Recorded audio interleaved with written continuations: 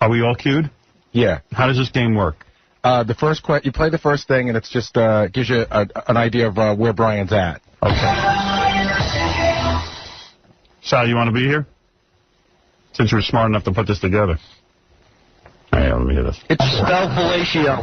Fellatio. V, fellatio. F-L, fellatio. F-A-L-I-C-H-E-O. Oh, my. All right, so that gives you an idea where we're at. All right, now we can play. I don't know that he can spell fellatio straight. Yeah, tell him to come in here now and spell. What he just spelled was falafel. How wasted was he? What time of night did you do this? Was he as wasted as he is on that tape? Yeah, I drove him home for about an hour, 40 minutes, and all I heard all the way home was... Couldn't make out one word. Can you spell fellatio now? No. No. No. I don't think I can. I never, you know what, that was never a vocabulary word in school. So F-E-L-L-A-T-I-O, isn't it? I think. I would think. I don't know. I thought it was one L. I thought it was one L, actually. F-E-L-A-T-I-O, but I could be wrong. 2 L's. 2 L's. F-E-L-L. I know. B-J. Right, that's what we... Well, that would have been funny. I think I did. I got to hear how you spelled it. F-A-C-H. Spell fellatio. H-E-O? There's a C in there. F-A-L-I... Falaccio. H-O. The Falaccio papers. Falaccio. All right, here we go. Here's a question. Okay, what is the chemical symbol for water? All right, now this is pretty easy. We all know it's H2O. Well, let's see how I don't remember this question. You don't remember anything from the night. Do you think he knows that it's H2O? You don't remember the oil you gave me in the car on the way home. I remember that. Do you think he knows? I don't know. I say no. H2O. He almost spelled fellatio. I'm not sure he knows that when he's sober. I said, we're asking if we think he knows now or on the tape. That's the question. I say he doesn't know.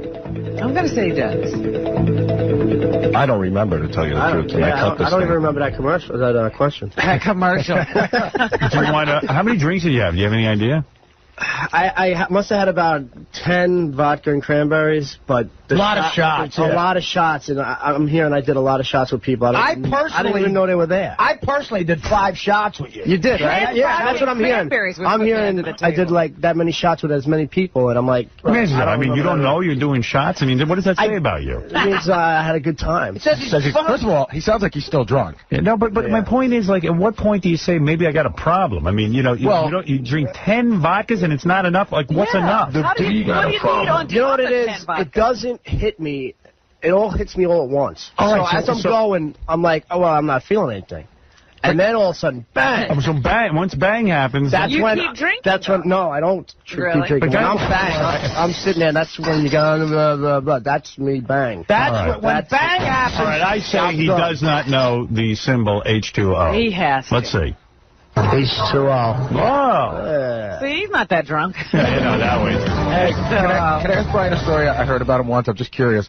Is it true that one time you went to the racetrack and you passed out and they put you on one of those golf carts and dumped you off at your car? Yeah. Who would dump him off in his car when he's that drunk? I love that. The people at the track? Yeah, no, I was with KC. We went for the day, and I got hammered, and we were, I used to work there, so a friend of mine had a golf cart, and he drove me to my car. And you passed out by the car? Yeah, I fell asleep. Wait a second. We might be talking about is that the only time it happened? No, yeah, that's the time. Okay. Yeah. Let me hear the next question. A baby goat is known as what? Baby goat is known as what? You would know that. Does he? Like I said, half of these questions I don't remember. Let me see. Does he know? Billy. That can only come from a drunk guy. Baby goat is a cat. A kid. Oh. I don't know it. Billy the Kid. Billy the Kid. Oh, it's a kid? Yeah. Oh, I didn't know that. Billy goat. I'm sober. I got to tell you. You wouldn't call a baby goat a calf? No, that's a cow. That's what they were about to say. Right. All right. That was too hard a question, dude. Oh, Billy. Kid, everybody knows that. I don't. Other people got it right. No, they did. Yeah, the 2 other drunks. Like who? Einstein? Spell inebriated. Spelling thinks he can't spell that now. Spelling. Inebriated. I-N-E-B-R-I-A-T-E-D. Very good. So, can he do it? Inebriated. I-N-E. I like to say I-N, but it's probably A-N. A-N-E-B-R-A-I-T-E-D. Inebriated. Wow. That's like 4 letters. Yeah. I like to say I-N, but it's A-N. How many nickels make $1? He knows that. He knows it, yeah. You think he knows it? Yeah, that's something he knows. I'm saying knows it. That's in there. That could be a You tricky can't one. erase that with booze. Maybe he doesn't know. Maybe he doesn't know. He's not going to get it. Really? You think not? All right. All right, let's How could see. he not know that, though? Sober, yes. Drunk? Let me see. That's in there. 20. Yeah. See, I knew that. And That's it's in there. ingrained. And the tone is like 20. Like, what are you Like, what are you, crazy? Come on. All right, come on, man. Give me something hard. How many nickels in $1, Billy? What is 40% of 20? He doesn't know that. Do the math. 5. Oh, my God. Spell fellatio. Fellatio. Oh, That's All right, okay. that's in there. So we're trying it again. I think I was drunk when I added to this thing. All right, the drunken Brian Phalen game. I don't know how I feel about it. Well, we could do it again. He'd be glad to participate. Now, do you hear that tape when you go, you know what, man? Next time I go out, I'm going to lay low. Maybe not. He doesn't care. Yeah, this is You know what? If that happens 4 times a week, then you have a What about Yeah, my that's theory? You have kids now. You're never allowed out of the house. It's very difficult for you. I know you. I'm looking to have as much fun as I can in the little amount of time as I'm out. Yeah, that's definitely happening. But it's not like every weekend now. It's like every month, maybe once a month. I'm out drinking now. Right. You know, it's a different time now. So, but I like to have fun. You're one of those guys that just drinking is fun, right? Yeah, it's just it's. Social I knew you in high school. I mean, I didn't know you specifically, but I knew guys like you. Yeah. So I mean. My worst nightmare. Exactly. At the party, after you go to a party and he starts goofing on you, look who's here. Actually, you knew when someone new walked into the party because Phalen went, shot! Right, that's probably what happened. It's like just started yelling shots. Because I turned around. I do remember one time turning around and it was a whole ball full of shots. So you were supposed to grow up and become a cop. I don't know how the hell you ended up in You know what? television. I took the cop test. Yes. I took the fireman test. I know. I know. And that's I know. right. Believe me, I know you. Yeah, you know me. Suffolk County's finest That's right there. I'm not self-serving. I was supposed to grow up and become a prisoner, so that's all right. Yeah. Sergeant Phalen.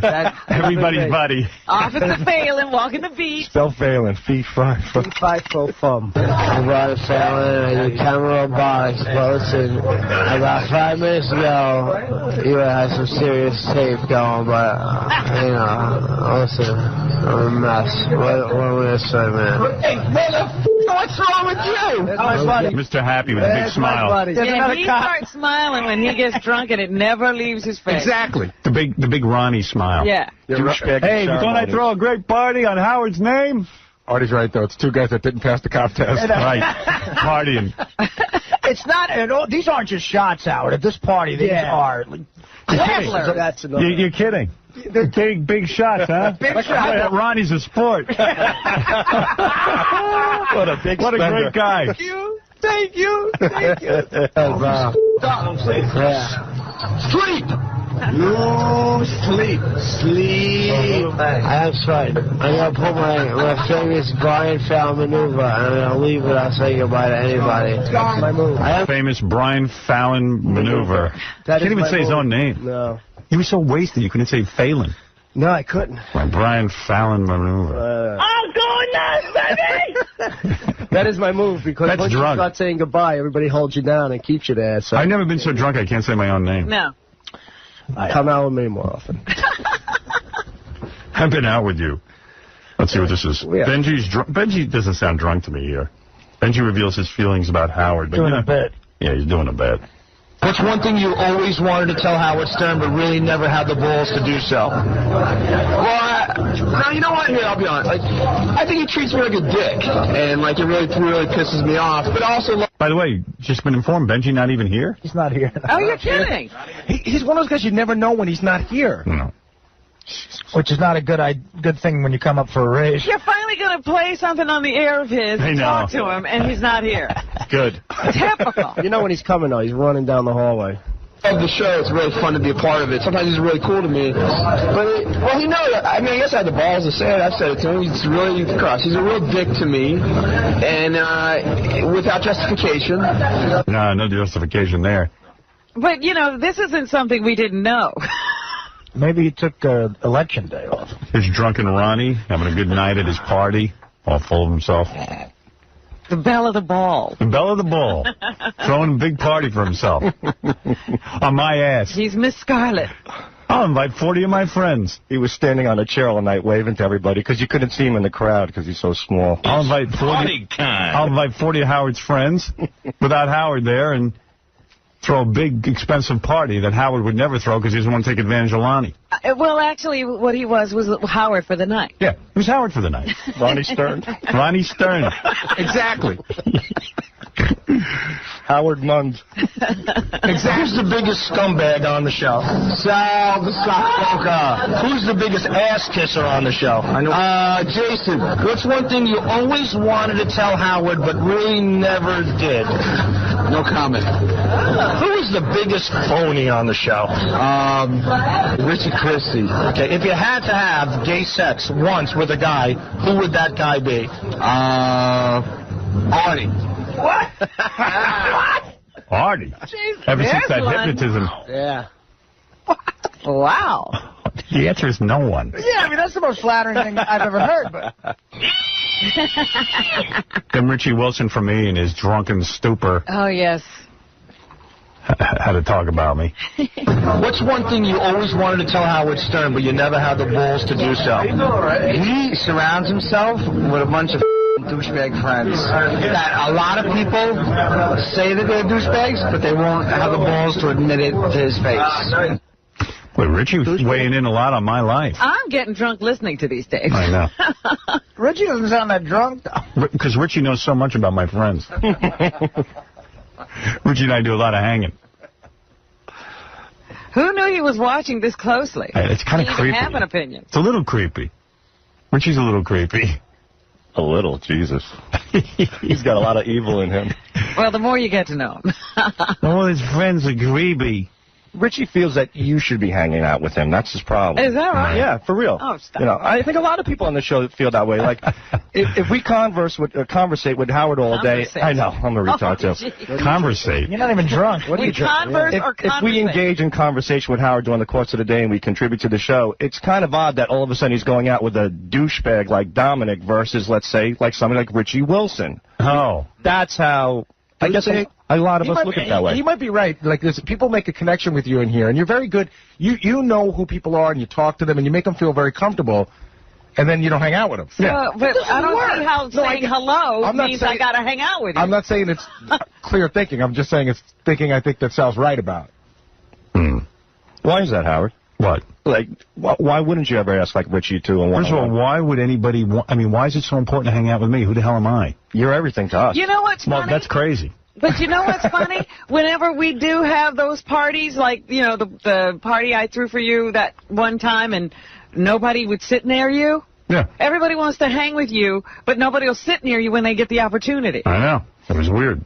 But meanwhile, why would it be important to Richie to hang out with me? What, because I'm famous? Do you think they have, I mean, is there something he has in common with Howard that he loves to hang out with? I personally think if we get to hang out with you, we get to know you even more. Well, he wants to know you. It'll help us to contribute to the show. Oh, please. So he wants to sit around being watched by you guys. How the hell is Dominic Barbara so interesting? Sal, you're gay. I'm not gay. I'm telling you how people Dominic feel. Barbara is not someone I hang out with. I don't know what you get that impression. I've been with Dominic 3 times this year.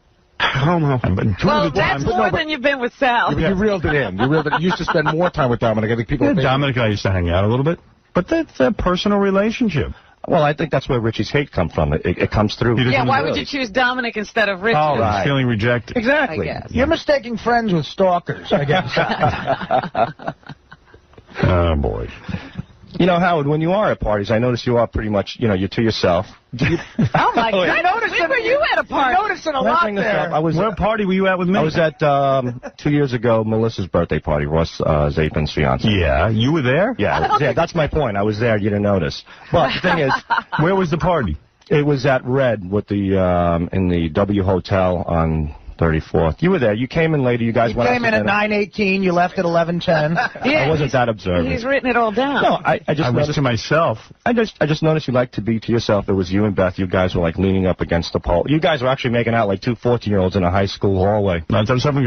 Oh, you mean I could have talked to you or made out with a blonde? No, I'm not implying that. Why wouldn't you leave Beth? Sal's crossing. I didn't say a word to Sal's crossing the creepy line right now. I can't imagine. I did not say a word. Yeah, you'd break that up to go hang out. I have a question. You belong Sal for a hot model who likes to save dogs. Right. Believe me, Howard didn't invite me there. It was just a coincidence. No. We're just saying. Of course he would not do that and go talk to you. I wouldn't talk to any dude over a chick. I don't blame you, but the thing is, I want to ask you, do you prefer to be left alone? Obviously, all eyes are on you because of your all eyes aren't on me. Yes, they are. They are, dude. You're insane. I'm not insane. Gary. No, when you're at a party, I mean, I don't do it so much, but... Like, I went to Ross's party, right? Now, the Halloween party. But I wasn't in costume. Everyone was in costume. And Ross hustled me right over to sit next to Cindy Crawford and Randy Gerber. But we didn't have anything to say to each other. Because she's famous and I am. I mean, we don't have anything to say to each other. Yeah, he's taking his two celebrity friends. Right, yeah. He put us on a couch and both sitting there looking at each other. Actually, for you, because of what you might have said about Cindy in the past, it's more awkward. Right. No, I know. I've gone through that. Cindy and I have been together before. Yeah. Cindy worships me. My question is, do you prefer to be alone and unbothered at these parties, or do you mind people? I don't go to a party to be alone, Sal, you retard. What's the matter with you? No, I don't go to a party to be alone. When you go to a party, you party with people. Why don't you do your party thing and let him do his party thing, and I'll if call their Lonnie two tomorrow. circles collide, Yeah. Get then Ronnie it's in okay. here. Maybe Ronnie can put a party together When you're for at me. a party, you drink. You are a happy drunk, though. Yeah, I love to drink. I go to parties, I hang out. Yes, Chauncey. Howard, let me just tell these guys. Used to go through on the Howard Stern bulletin board on howardstern.com. They started an Ask Fred Norris poll. What questions would you want to ask Fred? And then here's just a couple. Freddie, up for answering a few of these. Want to give it a shot? Let's do it. All right. I'm sure they're serious, too. If you had to choose, they are. If you had to choose between staying with your wife or staying on the show, which one would you pick? Staying with my wife. Really? Yeah. You'd leave the show? I'd have to. Wow. Wow. Because my daughter's that important. And then your wife is going to leave you. That would probably happen, so I may as well stay with the show. You're right. I'm not thinking this through. Have you ever sniffed coke or smoked pot? Pot, yes. Coke, no. Okay. I've done less drugs than the president. What do you think of the relationship between Howard and Beth? Do you find them sincere or just a typical Hollywood couple? See, Hollywood. I have no point of reference on Hollywood couples, but I think that people are just being rude when they say that. I think you have a really nice relationship. Seems very healthy and happy. How do you want to die? In my sleep. Out of all the guest comedians who sit in for the news, who do you think is the least talented? There's one guy that Artie and I both agreed with. He sat down, and in 5 seconds, we both looked at each other and went, I just can't remember his name, David Cross.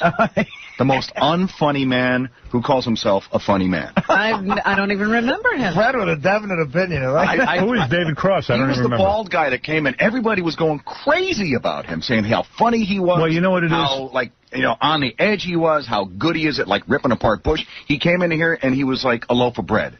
He has if I'm not mistaken, I think he's the guy who had the low-key persona. Yes, he was. Yeah, so but that guy yesterday was very low-key, and I thought he was brilliant. Okay.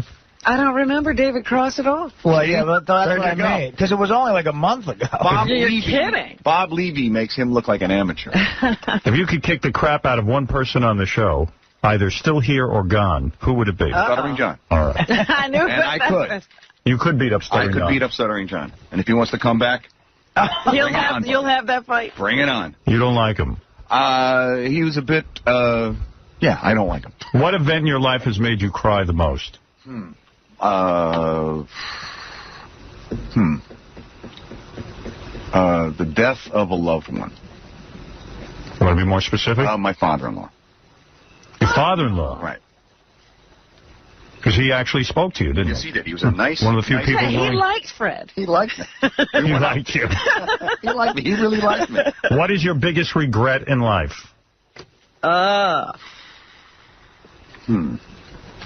These are serious questions, you have to say. Yeah. That they're People not really want to know being that. more sexually active early in my life. I have that regret. That had to be it. And what was that all about, do you think? Because I know you had opportunities. Very complicated situation. It had to do... Were you gay at that point? No. That's what I thought. Were you conflicted? Conflicted only because this... You know, I see KC having that same false sense of moral dilemma, and it ends up being bullcrap. Right. That's really what it is. Nothing wrong I thought I with was being a very moral person, and it turns out I was just being stupid. All right. Morality is stupid. Morality. You'll end up like that poor girl who just walked out of here. Right, those morals that are beat into us when we're young. Who do you feel is the most talented and the least talented member of the Howard Stern team? Certainly Howard is the most talented. Wasn't that nice? I agree with you. Here comes the whammy. Uh-oh. Everybody get ready. He's going to get mad at me. Who? Scott. Scott the engineer? Scott the engineer. See, I think Scott's very talented. He's very talented in his Scott way. He's not I better pick somebody else because he's just going to be mad at me. Yeah, you got to work with him. I think the damage is done. No. I'm changing my mind. Scott, sit down. Don't come down here. I have to think about that one. I would have said John, but he's gone, so. If you had to have gay sex with one man, who would you choose? I wouldn't. I'd kill myself. Good answer. I'd have to kill myself. He's heterosexual. Will you be offended if your daughter hates her name and has it changed later in life? Tess would have I think it would bother me, but no. I'm just going to love her no matter what. And Scott, I was... Wait a minute, you unfunny piece of crap. Hold on a second. Oh, you can't say that about Fred. Yeah, what? I can't say that? He does money. Well, I mean, it's your opinion, but it's wrong. Right, it's my opinion, and I'm always wrong. What do you mean? You're the least talented, according to Fred. No. I take it back, Scott. I was just being goofy. I'm sorry. I mean, Benji's more talented than me. Gary's more talented than me. You might have a point. Thank you. I think you're pretty talented, actually. I think he's a brilliant engineer. He gets knocked off. I really do think he's But you didn't have to answer the question. You're just saying he's pretty talented. You're not saying who's the least talented on the show. All right, and finally, if you had to get rid of one race, blacks, Puerto Ricans, or Jews, which one would it be and why? I think that's a ridiculous question. Well, you got to do it. In other words, to save... I am not answering that question. To save the other races, you have to get rid of one. It's like F, marry, kill. If you threw Iraqis in there, that would be it. They're not a race. No, but if you had to get rid of one race, blacks, Puerto Ricans, or Jews, which one would it be and why? No, I can't do it. Can't do it. I'm like my mother. See, I got to wait. I got to... Choice question. All right, now I love people. Now everyone's going to die. I don't act like I do. Everyone's going to die then. And then everybody's got to die. I'm not God. I can't pick that. All right. In characters, Kurt Waldheim. Who well, the Jews, they go. Jews first. All right. See, I got a logical way to answer that question. But I couldn't do that either. The logical way for me to answer that question, it couldn't be Jews because throughout my life, they've been responsible for giving me the most work. Uh-huh. It couldn't be blacks because I'm a Knick fan. Uh-huh. So it would have to be Puerto Rican. I see. Well, you know what? Matt, go ahead. Yeah, how you doing, Howard? Listen, Hey, now. I work for Circuit City, and I just got an iPod about 6 months ago for my birthday. Recently, the Apple company is being sued. Yes. Because the iPods are degenerative, and the batteries won't last more than 1.5 years or 2 years, and I hate it. Yeah, that's true. Mean? Well, what it means is the battery doesn't really hold its charge. So do you have to... And there's no way to replace the battery. Oh, there's no recharging it. Am I right on that, Matt? Yeah, I mean, basically, the Apple company, they better dig themselves out of this, because I paid a good pretty penny. My parents paid a good pretty penny for that iPod. Yeah. And well, now you're going to have to replace it in a year? They're having a problem with that, but they're figuring out a way to do it, supposedly. But you'll have to buy... Well, I hope in a year that I can get a new iPod, and not have to pay, or not get a new battery and not have to buy a whole new iPod. See, I think everyone's being overly critical for one reason. What? Well, I can't even imagine how they even invented this thing. Even if it lasted for 1.5 years, you probably would have paid the same amount of money. How much does it cost? Mine cost me about $400. I got the high-end one, like $500. Just $500. Yeah, it's a lot of money. 20 gigabyte one, right? I got the 20 gig, and not that I need it. They got the 40. 40 gig. Oh. Oh, are you kidding me? No.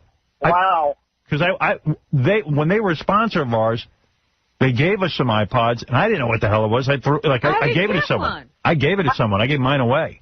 I have over 500 CDs, and I've cataloged about 300 of them already. Yeah. Yeah, but then you're going to run out of battery. Yeah, but then you just download it to your new iPod, I guess.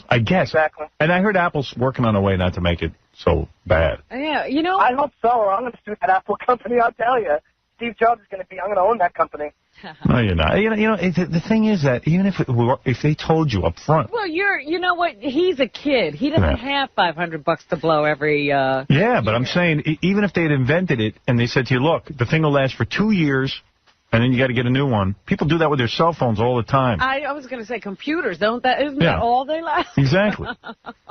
But I thought the technology was mind blowing. I mean, mind blowing. I'm sorry. So one ball, I mean, that was almost Barbara Walters. It was so soft. Yeah, there was one part that I did like, though. He won't give up the fact that it's okay for kids, that it's a beautiful thing for kids to sleep in your bed. I'm just saying the softball questions. Yeah, no, they didn't press him on anything. No. Oh, and CBS paid $1 million for the interview, but 60 Minutes is going, well, we didn't pay. But I don't know. They ran it, so they ran a paid interview. Yeah, just admit it. Didn't you think it was weird when they asked about the first case, how they had to stop the interview and the lawyer had to answer all those questions?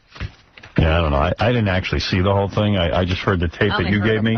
Yeah, they asked him about the first case. I got to get a copy of that. And then and all of a sudden it's like, stop, stop, stop, and then the lawyer comes and answers questions.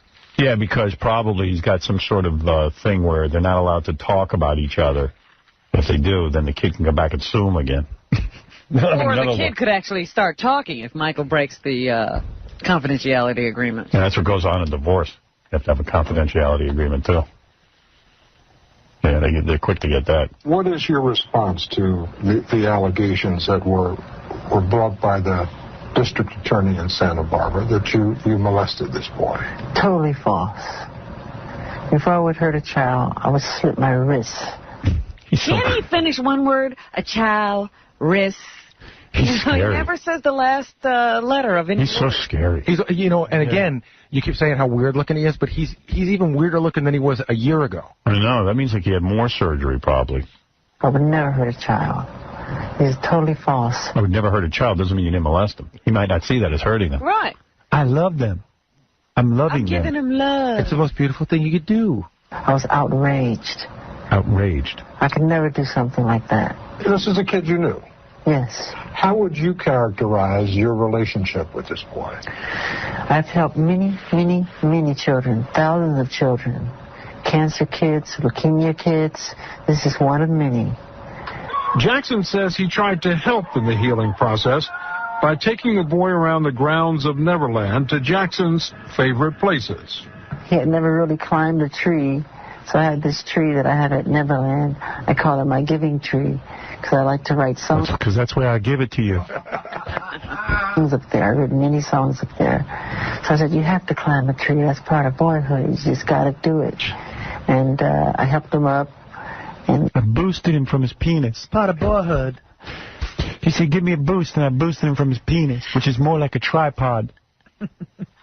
Once he went up the tree, we looked down on the branches, and it was so beautiful. It was magical. And you loved it.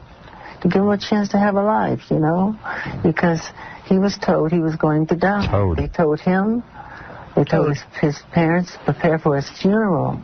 That's how bad it was. And he was towed. I towed him. I benjied him. Put him on a program. I've helped many children doing this. I put them on a mentor program. A mental program? They're going to be on a mental program hanging around with you. They're going to be mental when he's done. Yeah, when everyone's done, they go mental. I'm putting you on the same mental program as me. All right, that's all I have. Tell me why you developed Neverland. Because I wanted to have a place that I could create everything that I never had as a child.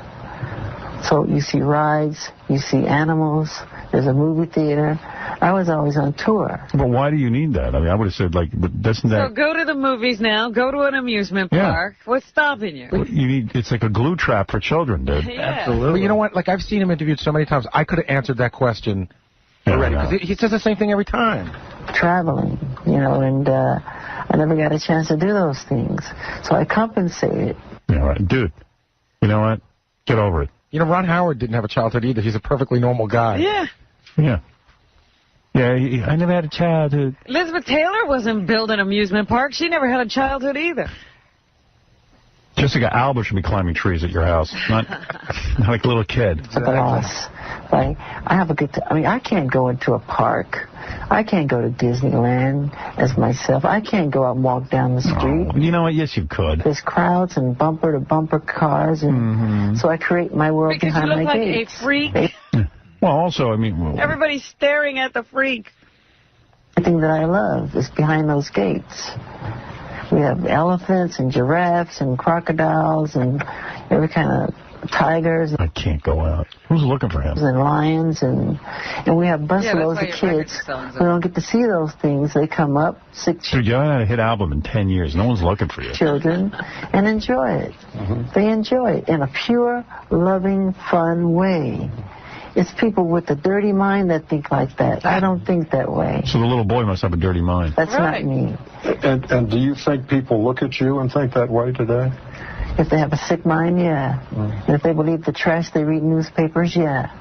And it's not just remember something. Just because it's in print doesn't mean it's the gospel. People write negative things because they feel that's what sells. Good news to them doesn't sell. Couldn't be true. What was going through your mind when you're taken into a police station in handcuffs to have a mug shot taken that you know is going to be shown around the world? They did it to try and belittle me. Well, that's what they do when you're arrested. Belittle me. Where there's gay smoke, there's fire. You know what? Where's the question? Why does this keep happening to you, Michael? Trying to take away my pride. Yeah, why is everyone out to get him? System with them. Yeah, why do these kids keep turning on you? I wanted the public to know that I was okay, even though I was hurting. What happened when they arrested you? What did they do to you? They were supposed to go in and just check fingerprints and do the whole thing that they do when they take somebody in. They manhandled me very roughly. My shoulder is I don't believe that. dislocated, literally. Literally. Oh yeah, they beat him up. My shoulder. He shows his wrist. There's a huge bruise. I bet you he did it to himself. I thought so too. Yep. Yeah, he was arrested months before this interview. Still got a bruise. Yeah. Jake, hi. Hey, Howard, tell me that it didn't look like Bubbles was gnawing on his arm with that bruise. They didn't beat up Michael Jackson. The dude weighs 90 pounds with a brick in his pocket. You think they're going to beat him up? Yeah, I think he probably just did it to himself. Hurting me very badly. I'm in pain all the time. All the time. See this arm? This is as far as I can reach it.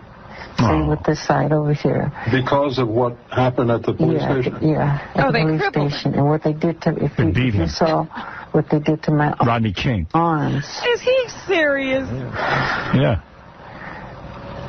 They cry now. It was very bad what they did. It's very swollen, I want to say. They checked my penis. They took me into a bathroom and they used a plunger on. Yeah. They plunged my anus. It was horrible. No, but they lock him in the bathroom and call them names. But how You'll see. How did they do it? I mean, what did they do? With the handcuffs, the way they tied them too tight behind my Behind back. your back? Yeah, and they put it in a certain position, knowing that it's going to hurt and affect. He is the guy the cops should plunge a little. That might help him. I'd give the cops permission. We're going to plunge you now, boy. When's the plunging? They forced me to break dance while they plunged me. A moon dance. This is so belittling. I do like that moon dance, though. Oh, he's a great dancer. He walks backwards. I love that. Great dancer. Can't take that away from him. I dance backwards. Dance like you're doing that Thriller video there, Jackson. I dance better backwards than anybody. Hey, Jackson, we're going to plunge you now. We're going to plunge you unless you dance backwards. Yeah, moonwalk, you freak. Moonwalk into No, my I can't plunger. move. It keeps me from sleeping at night. I can't sleep at night. One time I asked to use the restroom, and they said, sure, it's right around the corner there. Once I went in the restroom, they locked me in there for like 45 minutes. There's feces thrown all over the walls, the floor, the ceiling. You go to our bathroom, there's feces all over the walls, and I'm not making that up. I've shown that on the internet. And we haven't been locked up. Does a grown man use the word doo-doo? No. And it stunk We so do. bad. And one of the policemen came by the window and he made a sarcastic remark. Oh. He said, does it smell good enough for you in there? How do you like the smell? Is it good? And I just simply said, it's all right. It's okay. That might not have been sarcastic. I just sat there and waited. He took the high road. 45 minutes? Yeah, for 45 minutes, about 45 minutes. And then one cop would come by and say, oh, you'll be out in a second. You'll be out in a second. Then there would be another 10 minutes added on, then another 15 minutes added on. They did this on purpose. No wonder there's so much doo-doo on the walls. People just probably get bored in there. Yeah. And paint. Welcome to jail, too, buddy.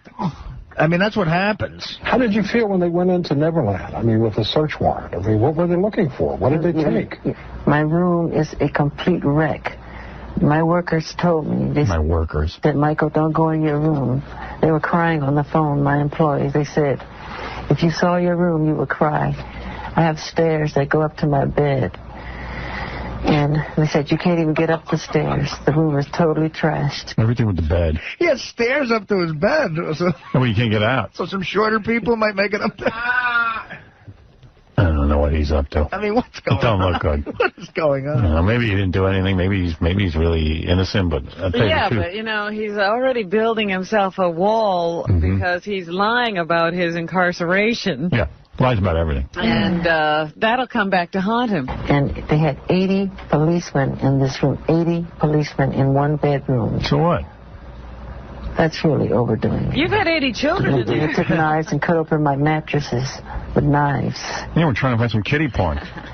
Just cut everything open. Did they take anything from Neverland? Yes. Yes, they did. I'm not sure what they took. They never gave me a list. But you're saying that they destroyed your property? Yes, they did. And then what they did was they made everybody that work at the property, they locked everybody out of the house. They had the whole house to themselves to do whatever they wanted. So what? So what did they do? That's the point. Why would you let 80 people walk around and, you know, it's a crime scene in essence. You don't want people taking or moving stuff. Yeah, but what did they do? He's saying they had the opportunity to do whatever they wanted. What did they do? They looked for stuff. They searched. That's what they did. And they totally took advantage. They went into... They plunged me. They took advantage of me. Everyone's taking advantage of him. Yeah, Michael. Yeah, good morning, Howard. Yeah, that Sam Bernardino county sheriff, the head guy, he's doing an independent investigation on his allegations. And if they come out false, which they will, they're going to press charges against them. For lying. Yeah. He's cooking his own goose. I'm cooking some goose over here. It smells like me. Areas they weren't supposed to go into, like my office. They didn't have search warrants for those places, and they totally took advantage. And the room is a total wreck, they told me. And I don't think I want to see it. I'm not ready to see it yet. So you haven't been back there? I've been back there, but not in my bedroom. I won't live there ever again. I'll visit Neverland. It's a house now. It's not a home anymore. I'll only visit there. My coloring books were destroyed. What time is it? Because I'm hurting. I don't feel good. Uh-oh, he wants to get back on his pain medication. Yeah. Time for more pills. That British documentary. I need to go see Dr. Feelgood.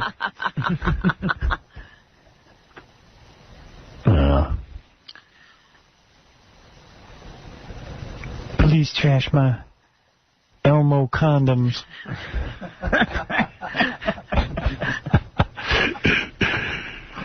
Unbelievable. Last February, which you didn't like. Yeah, I didn't like it. You said in that documentary that many children have slept in your bedroom. You said, and I'm going to quote here. He ain't letting go of that. Why can't you share your bed? The most loving thing to do is to share your bed with someone. Yes. Yeah, like an adult, a woman.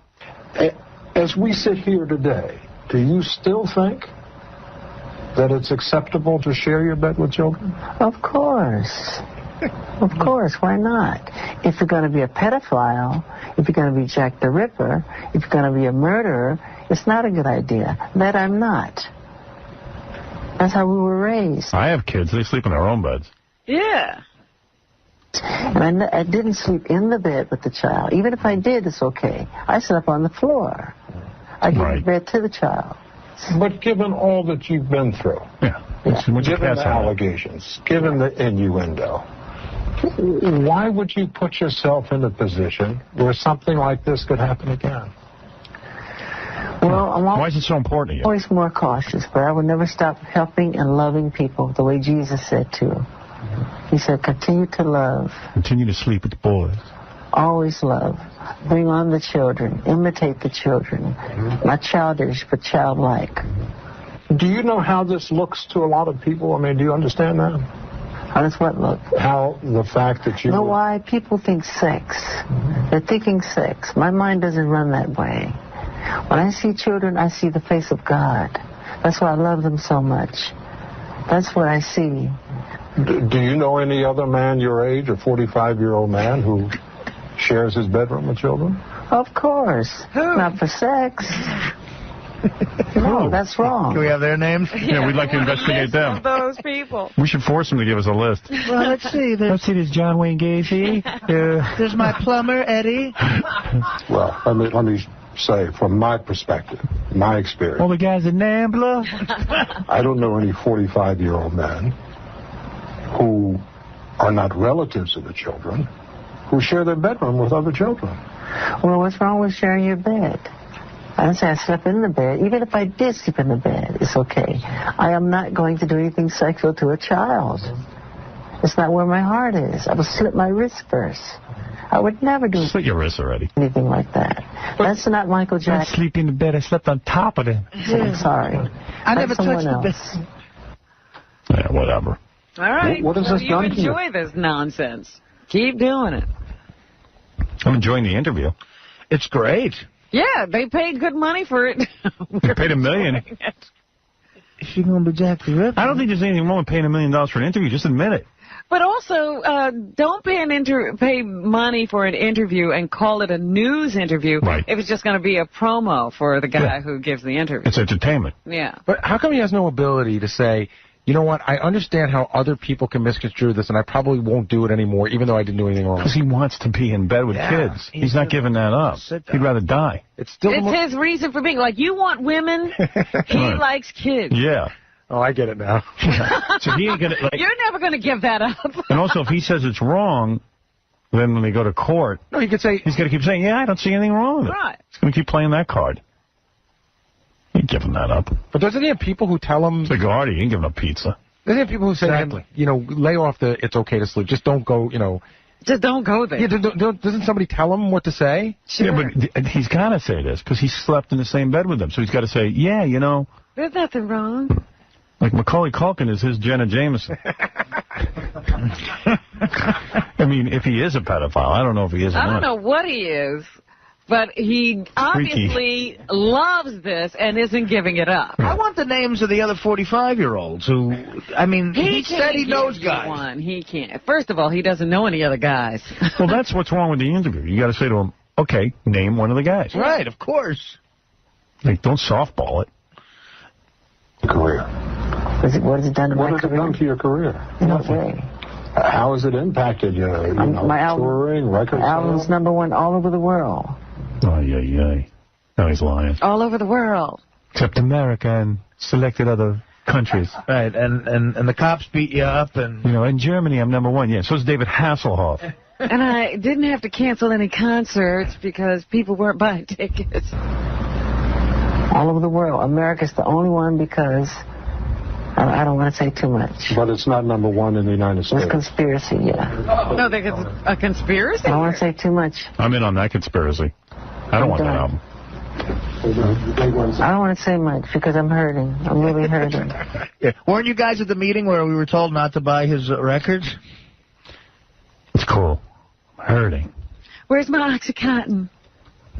Call Rush Limbaugh.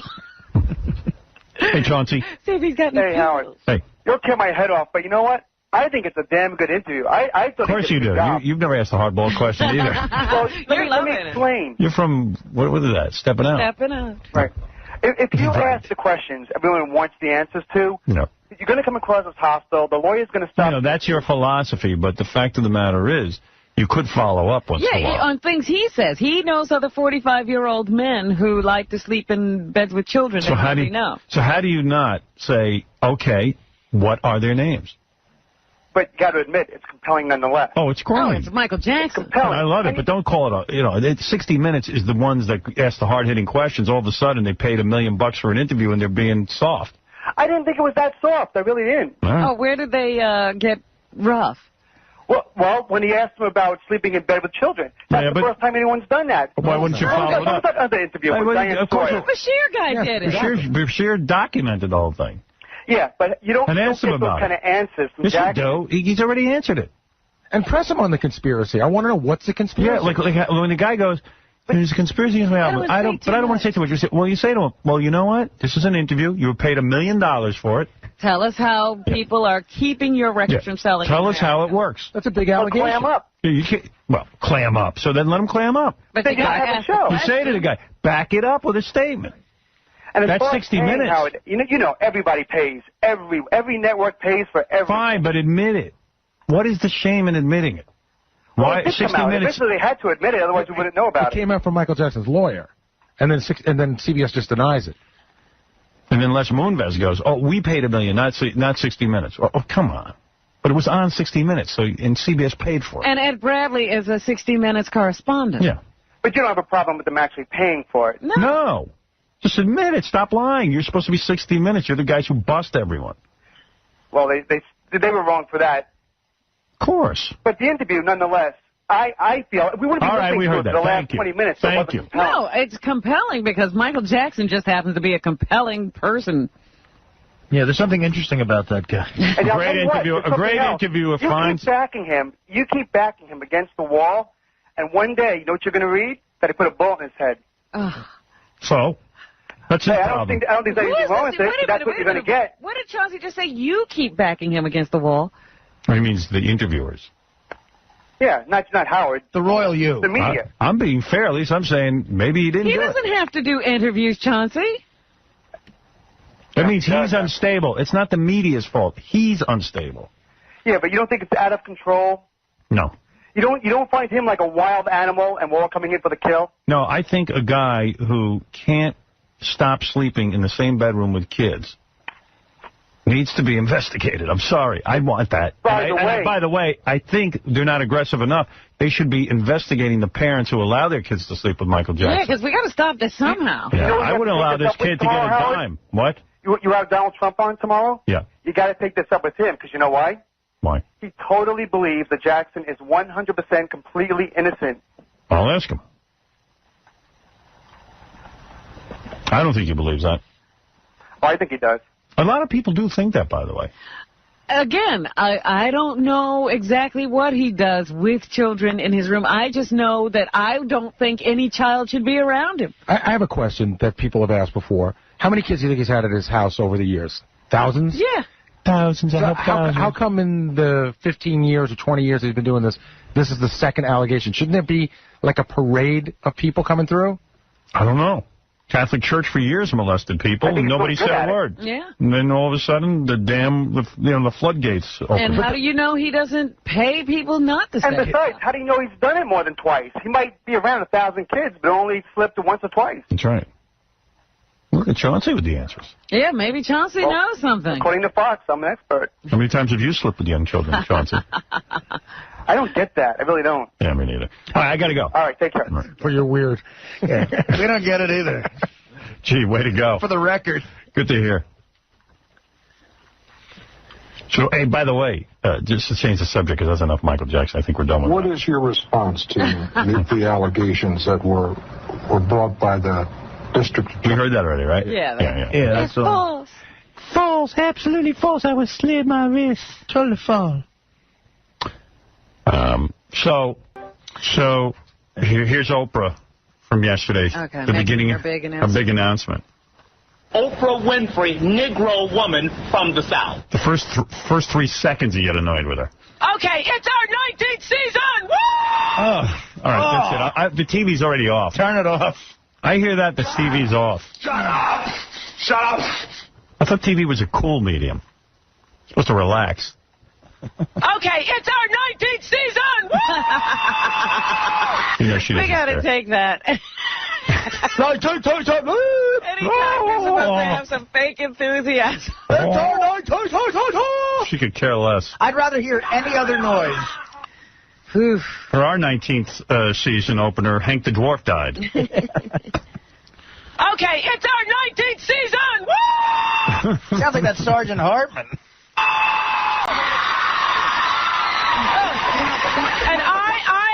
so excited about today's season premiere. I think, really, my heart is palpitating. Yeah. Okay. I'm going to try not to faint. Just in case I do, I'm going to try not to faint, but just in case I do, we actually have real emergency medical people standing by. Yeah, Oprah had emergency medical people for those who were going to faint from her big announcement. But I got to admit, giving every member of the audience a car, it's pretty intense. Well, they did look around to try to find people who really needed a car. Yeah. So they tried to stock the audience with people who actually needed it. People on their last legs. Yeah. Losers. Not just people. In our studios. She was praying that someone would pass out. Oh, yeah. Because this is so exciting. Okay, you may have heard that sometime during the next 60 minutes, I'm going to do something big. Really big. That's why we have our emergency, and you're like certified, you know, like everything. Really? You got your little heart things there? Like, come right now. Come hear my heart. Come here. Come. I'm going to drag this out more.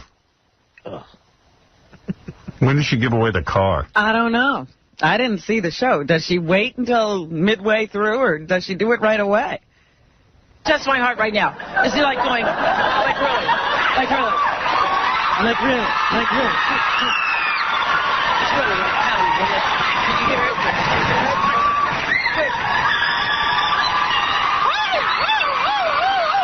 What are they screaming about? Disgusting. They love her. I'll tell you, man, everyone's trying to be the next Oprah. Jane Pauley's trying now, and she's failing miserably. She is such a turd. You never liked Jane Pauley when she was on Dateline. No, and now she's trying to be Oprah. This is, a position for a likable person. Yeah. See, I thought it was Ellen, but Robin's right. I guess she's the next Rosie. Yeah. Different. Everyone's trying to be the next somebody. Yeah. I know I got about 50,000 guys trying to be the next Howard Stern.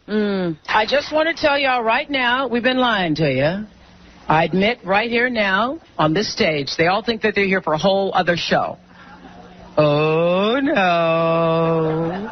That's not true. You're really here because you all share a wildest dream. Every single one of you desperately needs a brand new car! Roll it in, boys!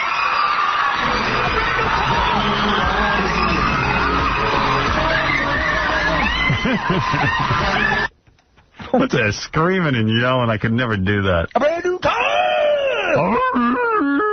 What's with her? God damn. Just give him the goddamn car and be done with it. I got to turn off howardstern.com. I'm staring at Hedda Locklear's boobs, and it's making me insane. It's a little distracting. Look at those things. They're huge. They got to be fake. How could they? You touched them. I did. But and you're what? You made me self-conscious, so I couldn't really concentrate on what I was feeling. Oh, I made you self-conscious. I wasn't standing there staring at you. You were. Oh, stop it. I couldn't see over your hair at the movie yesterday. What's that got to do with her breasts? You keep distracting me.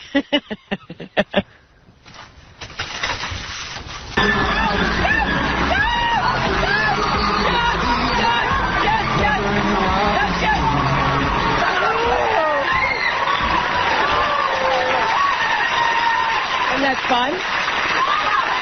Hey, you want to hear something funny? What? Jimmy Kimmel sent me an email. He had to change his cell phone number because people were crank calling him.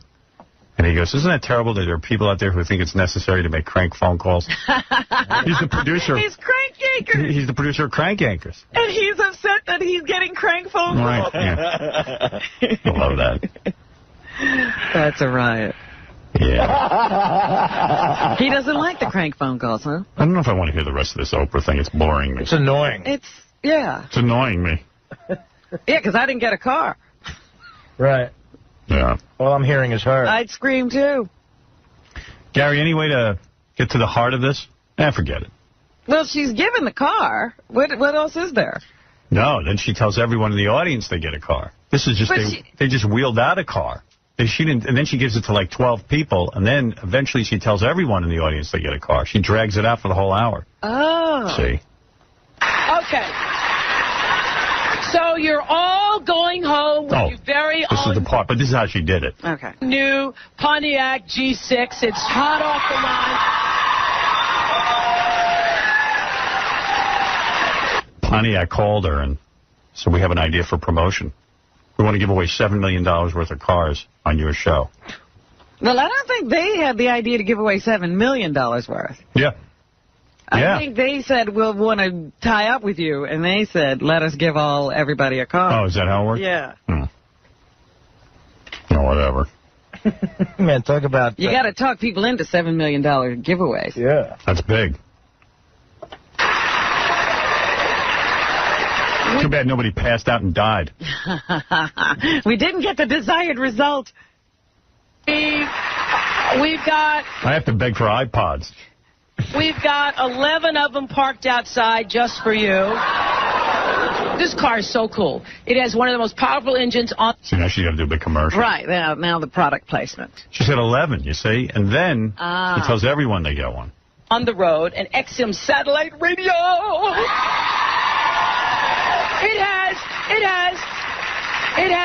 It has a panoramic roof, an OnStar system. Okay, and it's all yours, fully loaded. Oh, she annoying. Oh, what do you do? What the hell? Wide seats for your fat asses. Yeah, Jane Pauley. I watched her show. She's more annoying than Oprah. She's trying really hard to be Oprah.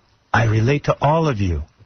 That's happened to me, too. My very first show. If I hear one more person go, my very first show, I get all excited about it. I'll get excited when you got 500 shows under your belt. Right, yeah. Kind of low-key for the first one. Yeah. Try and slip in through the cracks. I'm scared of blacks, too. I feel the same way. I feel the same way. Are you scared of blacks?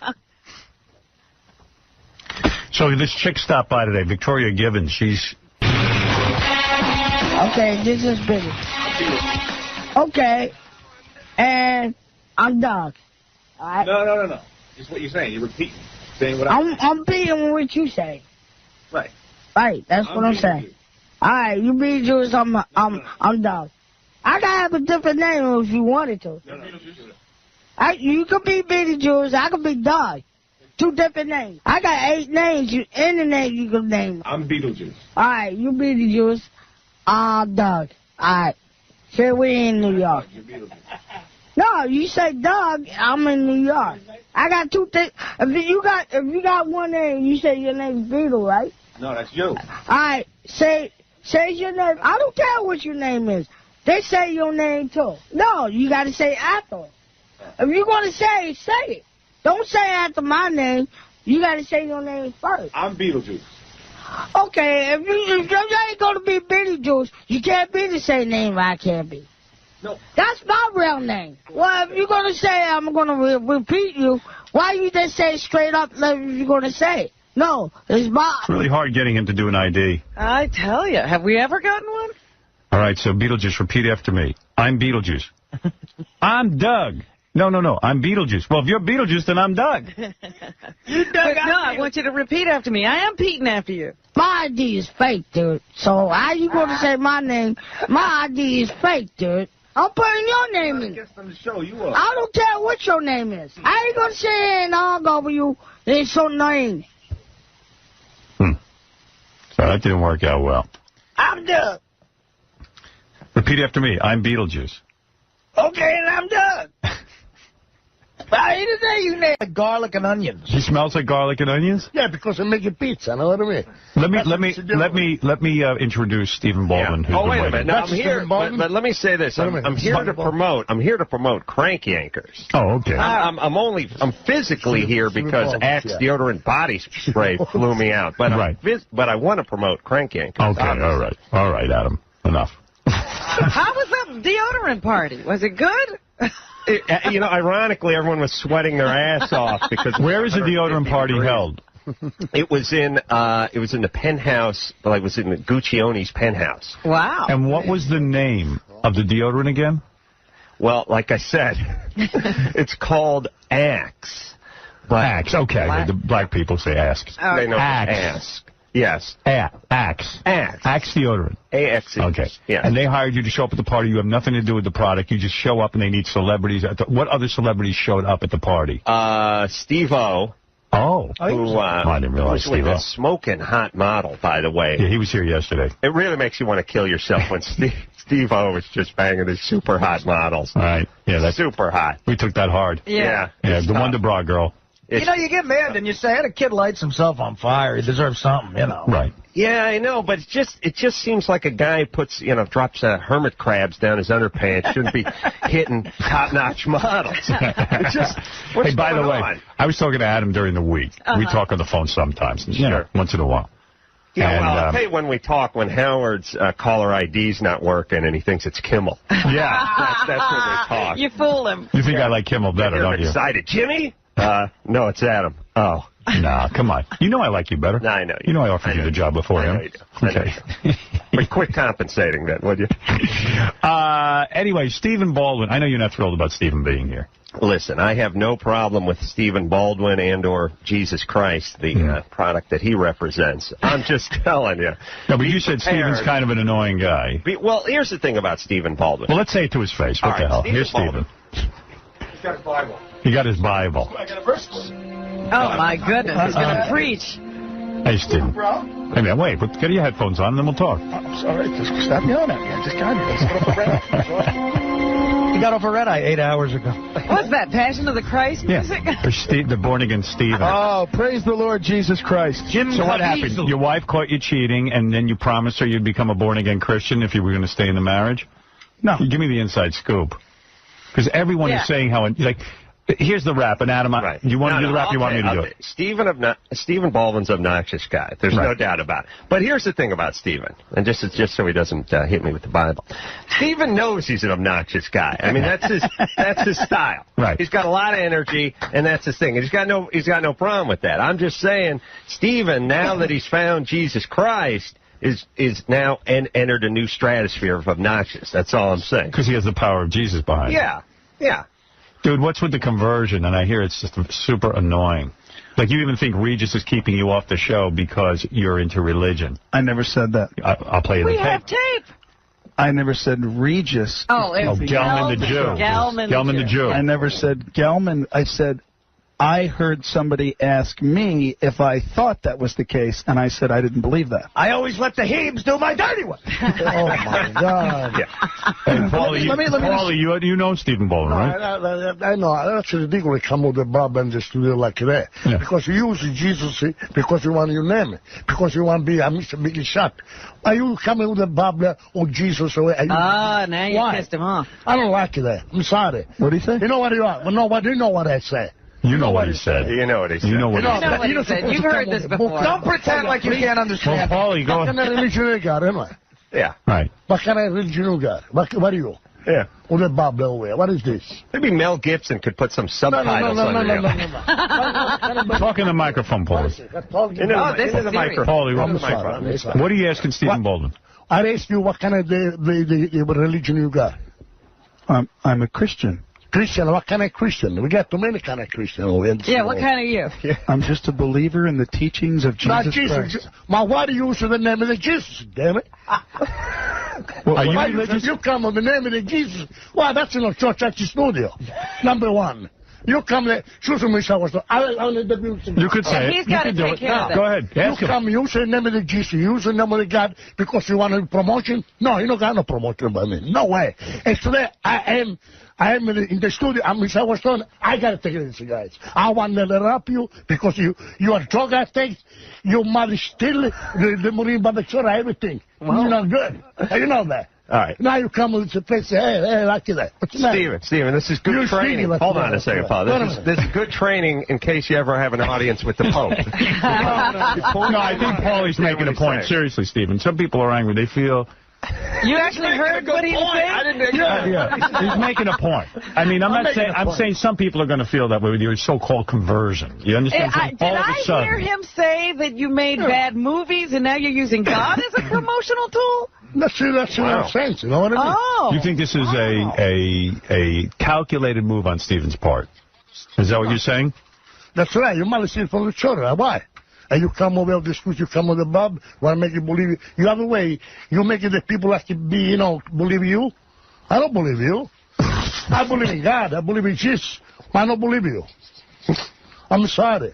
Because you got to become like a man. I don't go for be a priest or minister or whatever. Then you come over for the show, for promotion. New season of Crank Anchors on Comedy Central. Stephen, what's going on? Seriously, Paulie, let me take over now, if you don't mind. I know you're upset. I know you're upset.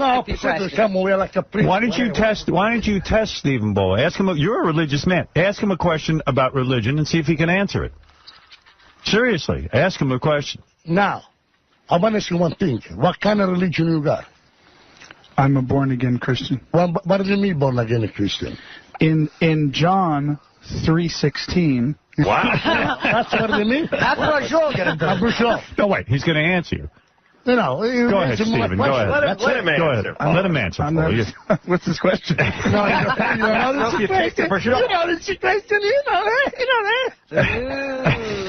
My friend, when you come with a promotion, you got to become like a man. Not come with that babbler with you come here. Is that the F word again? I just want to say one thing right now. I just want to say, Satan, I bind you in the name of Jesus. I just want to start Wait, Stephen, I knew you to be. Paulie, let me handle this for a while. Let me take over. All right, you've said it, and you said it well. I mean, and no one's going to argue with you. No one. Yeah. All right, Stephen. Put a pox on Paulie, would you please? that kid next door was printing something for me. Can I have it? All right, Stephen, talk to me now. I don't get this. Last time I remember throwing a bachelor party for you. You were running around in your underpants. Yeah, 19 years ago. Okay. Then you get married, but you've always been sort of like, Mr. Playboy and dancing in clubs and hitting on chicks. What happened that now all of a sudden you're running around born again? All right. Well, let me define for you my understanding of born again. Born again is when you have had a spiritual rebirth. But wait a second. You couldn't be in the room with Tabitha Stevens because she was wearing a miniskirt? No, let's put it this way. I wanted to share something with you. Your girlfriend's on the cover of a magazine. Right. It probably, the photos inside are probably fabulous. I am at a place spiritually where I no longer allow myself to look at stuff like that because... Why? Because it's tempting. And I just don't want to put myself in situations that are tempting. She's in a bathing suit. What are you going to do, bang the man? What, Paulie? What is true to the way to talk? Go ahead. I listen to you. Oh, dear. You're saying the temptation to cheat. No. Or to do anything. He can't even have lustful thoughts is what he's saying. Hallelujah. You're a man. Hallelujah. Hallelujah. Not talking like it over here. So you're saying... Get out of brother show. Come on. Get out. Hold on, Uncle Jim. Come on, don't talk like that. What do you think you are? You come over here like you're quiet, do it. All right, wait, Paulie, let me let the man talk for a second. Did you ever upset anybody this much? Adam's forehead's starting to sweat again, okay? The stitches are blown out. All right, Stephen, you're saying, like, my girlfriend's FHM. You saw the cover. Right. And that made you think, well, I want to see the pictures inside. But if I look at them, it will lead me to want to be with other women. No. I saw. Let him answer. Okay. No, it's really quite simple. See, here's the thing that sucks. This is just so great. Here's the thing that sucks. You're going to try and regulate his mind. This is going to last maybe at tops another year. It's already been 2.5 years. Yeah. It'll last, I said, another year, maybe. Right, Paulie? That's wrestling, man. No, now you go back to Paulie. Okay. That was good. Maybe. I don't know. I don't want you. I don't like you sake. You sake? Oh, sake. What are you talking about? You sake like a donkey. Sucky is Italian. Give it donkey. Sucky is Italian for Christian. All right, hold it, Paulie. Come on. All right. Come on, let's be Christian. I'm an atheist. I'm offended by this. Stephen, I just can't even believe what you're telling me. Can I finish? Yeah. Okay, so the idea is being born again is just having a spiritual rebirth. Okay. According to the teachings of Jesus Christ and the New Testament.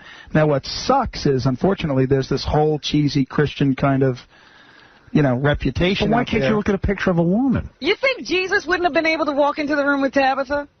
Well, you know what? He was Jesus. Oh, no, you didn't have any rebirth. So you walked in the room. Tabitha had her ass crack sticking out of the miniskirt. So I didn't even look. I just saw somebody bent over, and I just turned around and left. And you said, I can't look. No, it's oh, yeah, Biggie Satan, I bind you in the name of Jesus. Do you go to church now every day? No, not every day. Well, how often do you go? Usually once a week. What is it, Gary? All right. And what about your brothers? Are they upset about this? No.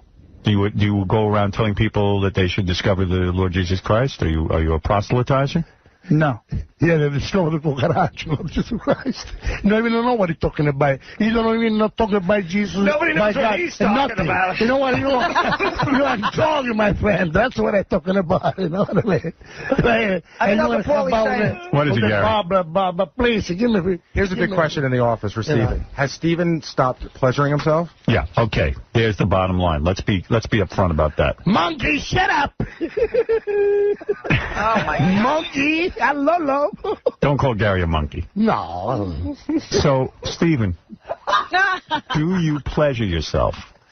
No. But when is the last time... I picked up Stephen's slack, by the way. I'm doubling down. When is the last time you pleasured yourself? So terrible. I'm being serious. I'm not even going to answer that. What? Wait a second. Are you saying 2.5 years? I'm not going to get into that. So the only pleasure you have is with your wife? Exactly. And only for procreation? Now, let me blow your mind. You ready? Go ahead. All right, let me say this. Because of what I'm experiencing spiritually, I've been given the strength to be that disciplined. Homo. Think about that. Homo. La, la, la. Think about that.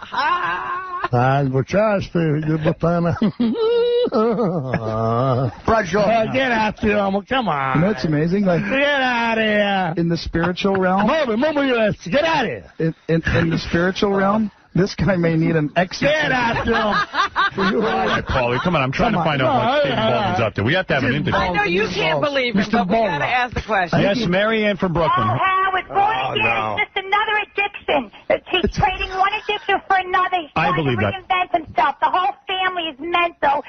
Uncle Paulie, I love you. And that's from book Mary Ann 17. Baldwin, brother. You're such a phony two-face. You were on the Mole Show putting everybody down, and now you're so righteous and Christian. There's no such thing as born-again Christian. Well, what about that? You were on the Mole recently. And Would you do the Mole again? Would you do the Mole based on your new religion? Of course. I've already done it twice. And you have no problem tricking people and putting... Jesus doesn't like that. What do you mean, tricking people? Tricking people, being lying. Scare tactics, or are you talking about... I'm talking about scare tactics. Oh, you're saying Celebrity Mall, but you mean scare tactics. Oh, do I? Whatever. We don't know. Aren't you on Celebrity Mall? But there's no tricking anybody on Celebrity Mall. Oh, right. You don't have to lie and try to make people think you're the mole and... It's a game. Oh, that's different. Yeah. It hurts people. No. Turn water into wine. I'll tell you right now, being here is hurting me right now, Ben. All right, so what you're here to tell us is that this is a real conversion. Absolutely. And that you do not masturbate. Let me tell you something right now. Can I give you the real facts of what's been going on in my life? That would be boring. I have been touring the United States. Yes. With this Christian skateboard movie that I produced and directed. Okay. I've been in 50 cities in the last 6 months, giving my testimony about my conversion. Oh, my. This guy's totally demonic. No, but wait, so the skateboard movie... contaminated 50 Which, by the way... They contaminated 50 cities. You contaminated 50 cities? Yeah. So listen. Contaminated 50 Let me just... Oh, come on. Say something real quick. Yeah. It's like I was thinking about going to heaven with Steven, and then maybe... Into heaven? Then going to hell with Polly, and now I'm settled on... You gotta go into heaven.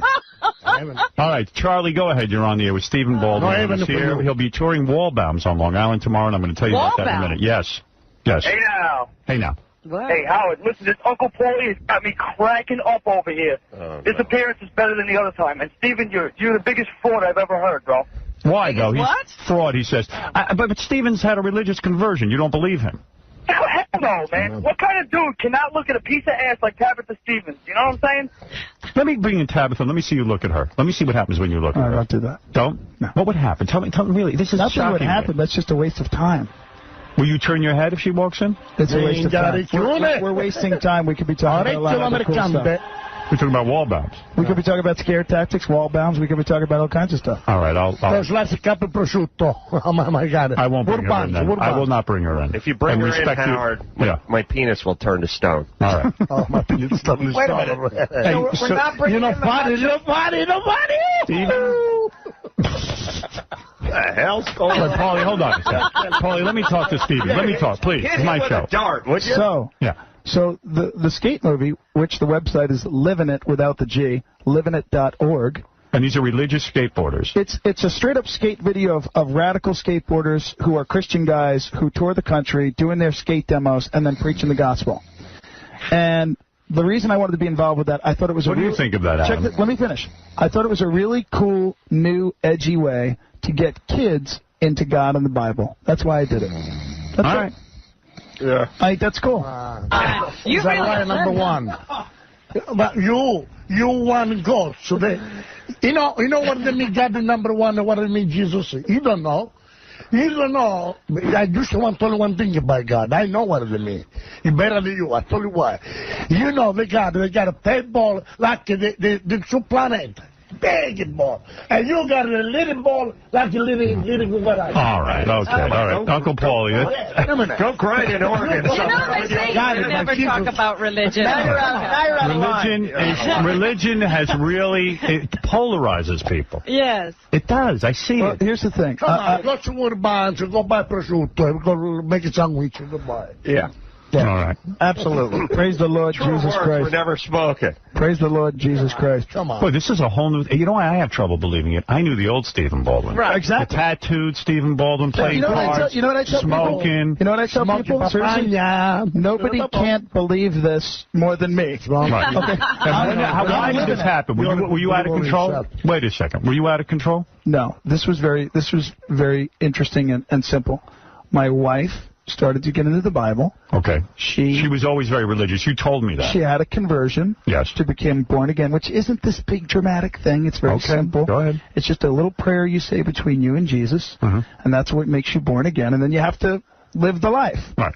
So it was either going to be a divorce if you didn't change your ways. Oh, absolutely come on. Not. You were out every night partying. But it wasn't going to be a divorce. You drinking? No, I haven't drank in 15 years. And you've been to rehab, right? No, I've never been to rehab. Okay. Told you, Robin. So you were right about one here's the thing. Here's what's so cool. And here's the truth. What's happened in my life spiritually between me and my wife saved our marriage only because she became born again, and I saw the changes in her that were really positive. And you respected it. And I respected it a lot. So you wanted what she had. And then you stopped pleasuring yourself. Oh, that was much later on. Right. So for 2 years now, you haven't touched yourself. I'm not going to answer that. Why? Why wouldn't you? Because let's put it this way. Why would you be dishonest? According to the Bible, if I wanted to pleasure myself alone in a room with my wife with me, that's okay. Right. Oh, really? So to answer the question, have I done that? Maybe. Yes. Okay. All right, but I'm saying alone without your wife there. Have you done it? No. Because that would lead you to think about other women, because nobody thinks about their wife when they're pleasuring themselves. Well, but you know what else? This statement may be questionable, but if you see, it's what goes on in your mind that God cares about more than anything else. So if I am 3,000 miles away and I do pleasure myself alone and think of my wife, that may be considered to be okay. All right, so you have pleasured yourself. I haven't said that. All right. Wait till you know the final answer to all these questions. You're not sure. Is that your final answer? I think he keeps making up rules, too. I know, but he's got a whole thing going on here, but he's not sure. Yeah, Tony, go ahead. You're on the air with Stephen Baldwin, who's going to be touring wall bombs on Long Island tomorrow. I'm going to tell you more about that in just a second. Yes. Stephen, I don't know, man, but I can smell the BS coming through the speakers in my car, man. So how many hours were you rehearsing this to, talk to these good people on the radio about the BS? You don't feel he's sincere is what you're saying. I don't believe him. I think he's, I think he's putting a load on to try to make his self-image look good. Why would he lie, though? Why would he come in here and It's not a lie. I think this is the new Stephen Baldwin shtick. For a while it was acting, then he was a businessman, now he's a born again. Exactly what it is. It's a big shtick, It's not a shtick. He believes it, but I don't believe. He doesn't know it's not going to last. He doesn't even know what he's talking about. He's talking about Jesus and trying to fill in good words. He doesn't know what he's talking about. And the other thing, Paulie does make a point. Why do you have to walk in with the Bible? I don't know. I don't understand why. When did Paulie Why nobody believe in your words? You don't got to walk with a piece of paper where like that. Paulie's last point was in 1961. You or you kidding me? I just want to ask all the Christians listening now, please start praying now for Uncle Paulie. There's no Christians with Go to hell. You pray for yourself, no me. Prosciutto. Oh, my God, prosciutto. What's the matter with you? Prosciutto. I'll give you prosciutto. All right, let's take some civil phone calls. Eric, you're on the air. Stephen Baldwin is going to be touring Wallbound, so I'm going to tell you about that in a minute. I've heard of arena tours. I've heard of stadiums. I don't know with you. Well, when you make enemies like Gelman, Robin, you're All right, go ahead. I want to talk about Let Eric talk, please. I want to talk right now. What is this guy talking about, religion and skateboarding? Yeah. What's the deal, man? You don't have to be religious to be a skateboarder. You want to see true skateboarders, go to Hellfest this weekend. Hellfest? Yeah, Hellfest at Rexplex. All you old school will be there. Word. Word up. Praise the Lord Jesus. All right, so Stephen, you're going to, okay, so now we understand you are only with your wife. It's just hard for me. Here's my prediction, and I don't mean to sabotage your new religion. 2 years, you'll be divorced. You'll be drinking. You're horrible. And you'll be going to strip clubs. Oh, yeah. Right? Am I right? Yeah, you're right. Prosciutto. You see, he said like a prosciutto. Look at it. No, really. Am I right or am I wrong? You are right, 100%. Right. No one thinks you can stick with this. This is going to be difficult. You do everything. And then you come over here like a saint. Come on, give me a break. All right. But, hey, he's got to start somewhere. I believe a secret sex video will be out. I live by the book, which is the Bible. No, I live it by yourself. And in the Bible, forget about the book. In the Bible, you know what it says? I can do all things. In Christ. In Christ Jesus. All right. Yeah, the Bible says go another woman, all right? They said that too, right? I don't know what Bible you're reading there, Uncle. The Bible. You know, I'll tell you one thing. You're reading the Bible I know what prosciutto. Prosciutto, you have a prosciutto, know what I mean? A little salt, I give you prosciutto. Would you go to a strip club? Oh, come on, that's silly. Come on, you go to a strip club. I know what it will. I won't even look at those, like FHM stuff. Let me bring in Tabitha. I want to see if you look at her. No, don't do that. Let us see it. Let me see what happens when she walks in the room. I don't want to do that. She left, Howard. Come on. No. Praise the Lord. Thank you, Jesus. Thank you, Jesus. Look at this. I'm going to show you something. The cover of Hustler magazine. Yeah. Hand it over. Yeah. Oh, they've got bookmarks. Adam gets right up. Adam gets right up. You got to love Corolla. He's sitting right next to the vibrating wireless thong. Did you bring that in? Come on, what's going on? All right, Stephen. Now, what happens when you get tempted, Stephen? Do you pray now? Do you just, do you have a ritual? What do you do? How do you do this stuff? Yeah, what do you do every day? What's the ritual? Well, listen, the truth is that, like you said before, I am just a man. And here's the difference between who I was before and who I am today. Sounds like Survivor music. Is this the passion? I love it. If I'm walking down the sidewalk and I see a beautiful woman coming towards me, the difference now is I don't have to turn around and look at the backside. Mm-hmm. Oh, you just enjoy the front? Well, no, I don't enjoy the front. No, Robin. Wow. Nice try. The point is, I'm not stupid. What I didn't know then that I do know now is usually if the front looks good, the back's going to look good, too. Have you apologized to people? Oh, of course. You have? Oh, absolutely. All right. Hey, I got a question. So if I was walking down the street, I saw a girl, and I looked at her, turned around and looked at the backside, am I doing something wrong, or is that just you can't look at the backside, or people shouldn't look at the backside at all? Well, depending on what you believe, there's a couple answers to that. Are you married? Yeah. Well, if you're married and you've made that covenant with God, see, that's a lot of people don't know that that's what marriage is. It's a promise to God that you're going to do your best to stay in that thing and serve Him and all that. Why can't you appreciate? That's what marriage is. Why can't you appreciate beauty and still have a covenant with God? Because if potentially in your mind that leads to a lustful temptation, then that's a sin. But and you should do your best not to sin. But what if for me it doesn't lead to a lustful temptation? I just look at her and I think it's pretty. Well, then you're gay. Okay, let me ask you something. Let me ask you something. Hypothetically, somebody walking down the sidewalk sees you do that goes to your wife's gym and says, I saw your husband checking out a woman. Is that okay? What if my wife and I sort of know that we can look at other people and still love each other? Well, then that's between you and your wife. You've spurred on a lot of phone conversation. Let's get to it. Chauncey, you're on the air. Howard, I have a question for Stephen. Sure. Since Stephen is born again, how does he feel about the Jews? And does he think they're misguided people? No, not at all. They're the chosen people. Go to chosenpeople.com. It's a fabulous website. Yeah, but do you believe that Jesus is the Son of God? Absolutely. So then the Jews are wrong, in your opinion? No, the Jews aren't wrong. I don't think the Jews are wrong about anything. Well, the Jews don't believe that Jesus is the Son of God. No, the Jews have not accepted him as the Messiah. So does that bother you? Not at all. Why not? Because I'm not God. It's not my place to judge. Adam, you look confused by all of this. I'm an atheist, so I don't know what's going on. But what about Gelman? He's a bad Paulie's really confused. No, I'm not confused. I'm confused the way they talk. I listen to him right now. But you know what? What's this guy's name? Paulie, Uncle Paulie. No, the guy on the phone. Chauncey. Chauncey, go to chosenpeople.com. It's a great website. No,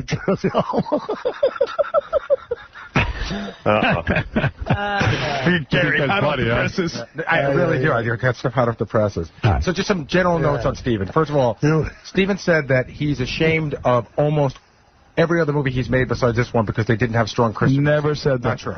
Never said that. Not ashamed. I make the joke right now that most of my films, I did 60, 65 movies, and most of them were BC, so you won't be seeing me in the sequel to a lot of those pictures. Yeah, you are the joke, Not that man. sequels were being made. It's a movie, man. Robin! So production on Biodome... The devil. You belong to the devil, my friend. Number 60. Robin is unbelievable. No, really. No Biodome 2? No, really. Well, yes. I want to do a prequel to Biodome. I think it's a great idea. But, yeah, there's no... Is Paulie Shore man that you were not available? Get out. Come on, get out of here. prosciutto. You might come over here like this, Sam. Come on, move. Prosciutto profumado. Is it true that your housekeeper told you that she knew that one day she would work for somebody who understood the word of God? No, it's true that the housekeeper that worked with my wife and I back in Tucson when I was doing the Young Riders TV show, who was from Brazil, before she accepted the job, went to church in Brazil, and there was a prophecy that if she went to work for the people, which was me and my wife, that she would plant the seed that would eventually lead to us being converted, and then for me to go on and have my own ministry, which is actually happening right now. But I knew it. How do you get a prophecy? I knew you were going to have your own ministry. I knew it. How does she get a prophecy? I knew Stephen was going to have his ministry. Really? I knew. Couldn't figure the angle on this. He wouldn't be one who just sits in the pew. No. He'd have to be He's not going to be a follower. Front, yeah. He's going to be leading the flock. Praise the Lord Son Jesus of a gun. Christ. You know what? Now I get it. You understand it all now. I've often said when I leave this crap, I'm going to that crap. Yeah. I'm leading a ministry. That's where the real bucks are. How soon before the TV show? Oh, please. No, I'm going to be coast to coast. Oh, come on. But you know, like I said before... Have you been on PTL yet? PTL. There is no more PTL. No, I've been on TBN 4 times. Yeah, I've been on the 700 Club. That's the one. Absolutely. Pat Roberts is the best. Oh, you need to be See, saved. we're so stupid we don't know the difference between 700 Club and PTL. I think it's all the same show. Pat Robertson's the best. Where do you stand on abortion now? Well, that's sticky. That's sticky? Sticky. That's a sticky thing. You got to be careful with that one. Yes or no? That's right. Yes or no? For or against? A woman's right to choose. I have no comment. Interesting. Wow. Interesting. You got to the dark side. I've got to the... Is it the dark side, Howard? Brian, go ahead. You're on the air.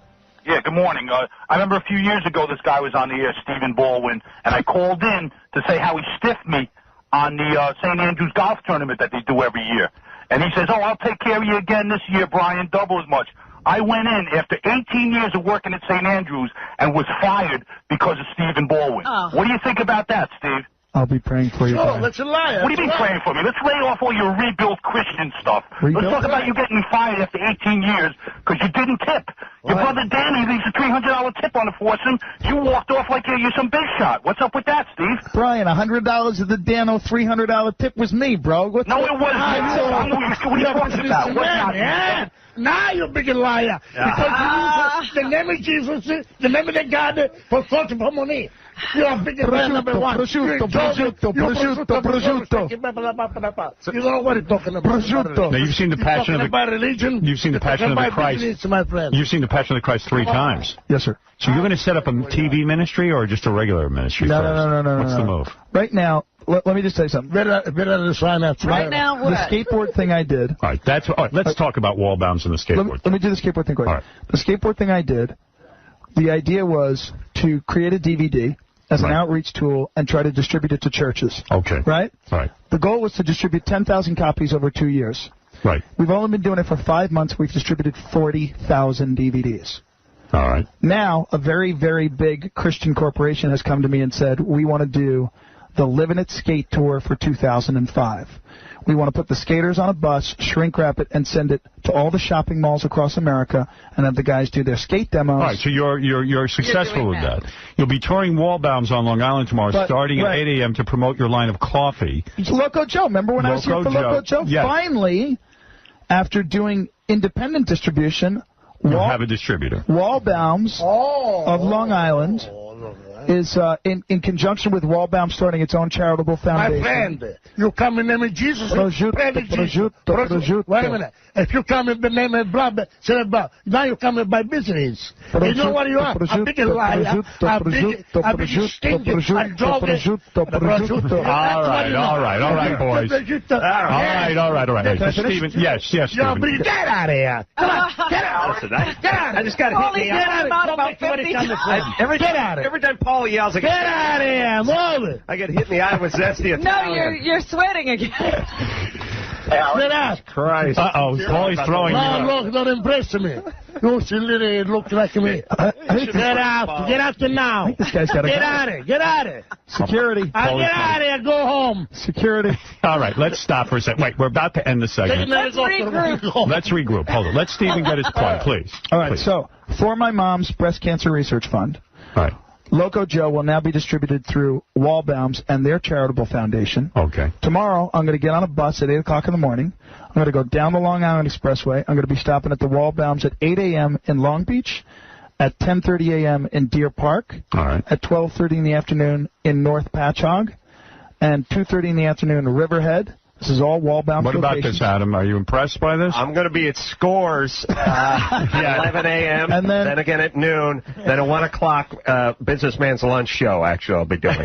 And then finishing up at 5 p.m. tomorrow in Southampton, Wall-bounds. All right. And I'm going to be meeting the kids, meeting the parents, meeting all of the customers. You've plugged a lot now. Go to distributorship.com for more information. And thank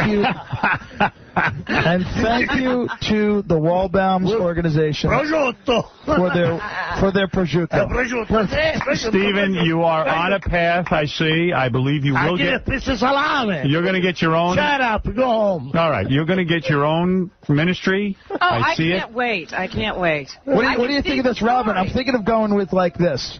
Billy Graham with biceps. What do you think of that? There you go. You think that works? I like that. What do you think? I like it. And I can see you walking around things talking about who you used to be and Howard, who you are now. I got to do one more thing. Ready? Just Paulie wants to call the police. Before I go, I got a verse for Howard. It's very simple. Proverbs chapter 10, verse 9. The man of integrity walks securely, but he who takes crooked paths will be. Get out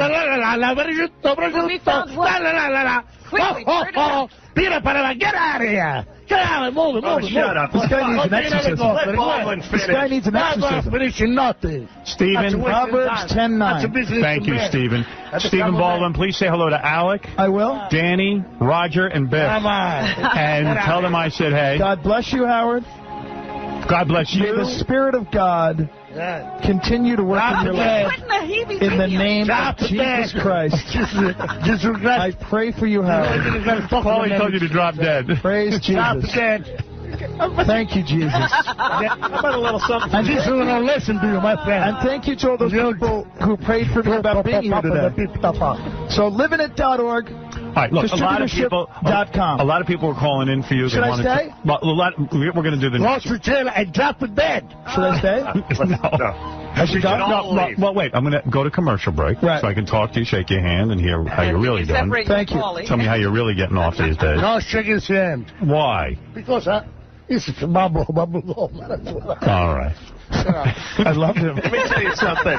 Stephen, on the 6th day, God took 300 pounds of cheese and he created Uncle Paulie. You know what I said? 100 pounds of salami I created you. You know what I think I'm insulted. Oh, you know what you do him? You not even like Get on the microphone. Listen, Pops, go back to the pizza bowl, would you? Pizza bowl. You come back and be have fun and get out of here. Paulie, we can't hear you. We can't hear you. Coming from the jungle. Oh, Paulie. Prosciutto. All right. Listen, that's why my forehead's starting to sweat. All right. Stephen Baldwin. You're my friend. I'm glad to see you. I'm staying here. You're not leaving. I'm not leaving. All right. Stephen will be touring Wall Bombs on Long Island tomorrow at 8 a.m. to promote his line of coffee products called Loco Joe. And by the way, Stinky Baldwin. Adam. Stinky Baldwin. Watch Crank Yankers on Tuesday nights at 10:30 with Adam Carolla. I'm going to tell you. Jesus. Paulie. I'm really not talking about it. It's great seeing you, pal. Glad you could come in for the Stephen segment. You know what's Sorry, you guys get all jumbled. You know what? They come and never just about. I can't hear you. That's what making business. What? I understand you. They want to make $1 million, guys. Yeah, well, I see money in it. You get out of here. You watch your business to the people. You don't watch my business, my friend. Uncle Paulie. I watch you. Uncle Paulie. Don't call me Uncle Paulie. Forget about it. Can I say something very interesting, He's not your by the way? uncle. I don't want to ruin the show, but off the air, Uncle Paulie does not have an accent, and he's a perfect gentleman. He speaks with a British accent. All right. You're not funny. I love you, Paulie. I love you, bro. I love you. No. I love you, man. Listen to me. I love you. You stinks. I don't like you. I love you. You know, I don't love you. You're okay with me, bro. You don't love yourself. You gotta go in jail. You gotta smell. I gotta go in jail and smell. You will end up in jail. No. I know you will. I don't need you. Listen, Uncle Poopy. I don't need your love. I don't need your love. All right, listen, I'm not Alec Baldwin.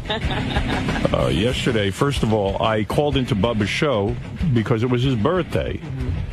And Robin called in about 25 minutes into my interview to tell me that I was boring and horrible. What? And that I should get off. I never said you should get off. Well, a mere 25 minutes in? Well, I was in the car.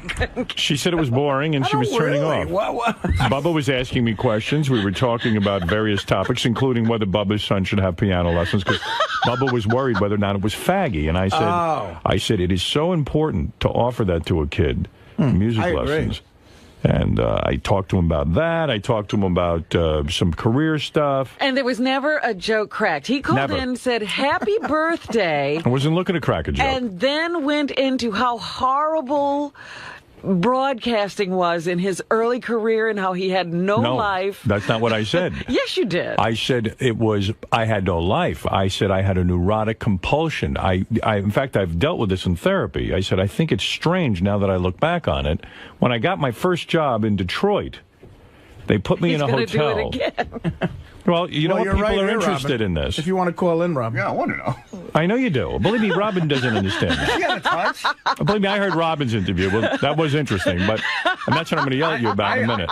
But I will yell about that in a second. What did you say? I will yell about that in a second. But I was merely talking about, and I thought it was rather interesting, that I have this history of locking myself in a box, literally. I mean, what I would do when I first got a job, especially in Detroit, it wouldn't occur to me to go out and have fun or have a dinner or anything. I would go to work and then return to the hotel, sit in the hotel, and wait for the next show to start. In Detroit? Yes. Oh, my God. I mean, I never went to somebody's house. I never went to, I was invited to dinner. I would sit and wait for the next show. It shows you my whole life was consumed with this work.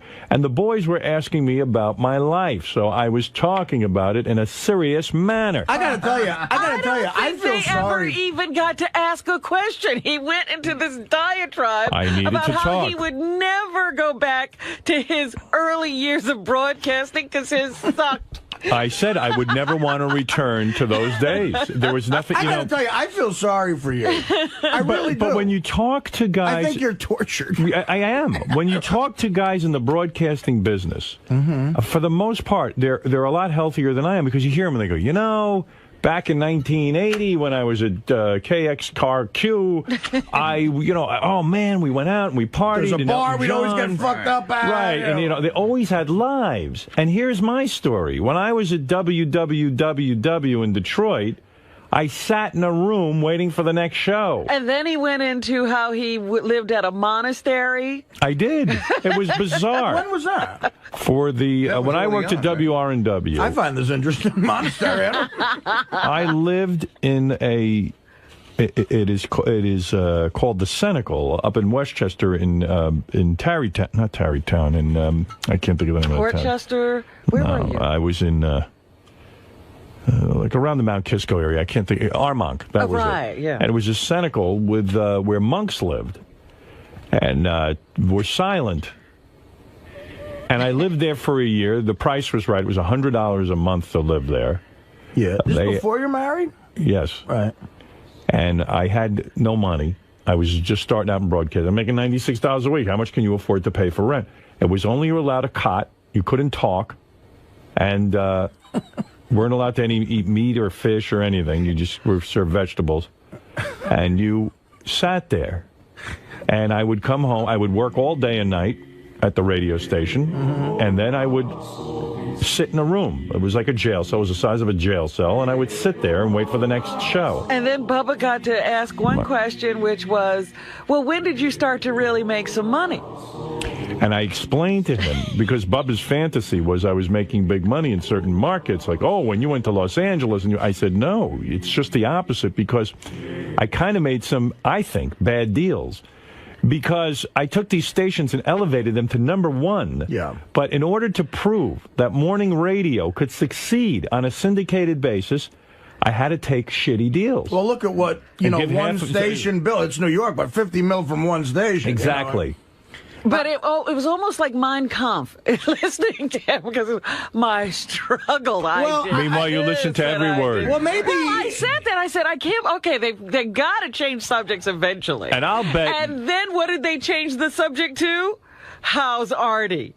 All right. And I said, I love Artie. I said, yeah, Artie's got his issues. And I reminded people that Bubba at one point weighed almost 500 pounds and pulled his life together, but pulled it together when he was ready. 488, that's right. Rough. I couldn't imagine having another 200 pounds. But Artie, you don't understand what was going on. This is very interesting. Instead of that was not the conversation. No. The conversation was, Artie has a hole he's trying to fill. No, I said to Bubba, you must have had again, you're wrong. A hole. I said to Bubba, tell me something. If you're discussing Artie's eating, I said, whether it's eating or drugs, I said, Artie always has some addiction. I got a hole I'm trying to fill. It's on the chick from Philly. So I said to Bubba, do you, now that you've lost weight, do you have this addiction in some other area? I was curious. He said no. The guys explained that he's more addicted to hanging out with his kid. No, but there was a whole discussion about Bubba. I'm going to get to that. You don't let me talk. Yeah, I'm sure Bubba's. Then when I was on Bubba's show, I said, psychologically, the eating, whether it's drugs or gambling or eating or something. Right. I said, you're hungry, not hungry literally, you're hungry for something, whether it's love or who knows, someone to take care of you, you don't know. So I said, Bubba, what do you think you were really hungry for? And I'm talking to a hillbilly, and Bubba's like, I don't know what you're talking about. I go, well... He doesn't examine that. No, he wasn't into examining that. He tried, but it was, obviously not the right form. So I said, Artie needs to get in touch with that. I said, but it's up to him to go to therapy, and I don't know if he'll be ready to do that. See, we're skipping through this rather jauntily. It sounds kind of interesting, doesn't it? No, you were droning on. Oh, droning. About, oh, my poor life. You were jealous miserable. That you were you couldn't stay out of it. I had a horrible time. Okay. It was awful, and so why didn't you turn off? And struggled. I was like, he can't be serious. Why didn't you turn off the radio? No, you know what you did? You had to be a part of it and ruin it. Then from Artie's hole. So what? So turn it off. It wasn't interesting to you. There's enough channels on Sirius. I wanted to listen to this channel. Believe me, you loved it. And you had to insert yourself. After Artie's hole, they went to Tyler's music. And that was fascinating. He thinks giving a kid piano lessons is gay, and I said, you know something? You know, it kinda I said, is. Bubba, wait a second. I said, Bubba, let me tell you something.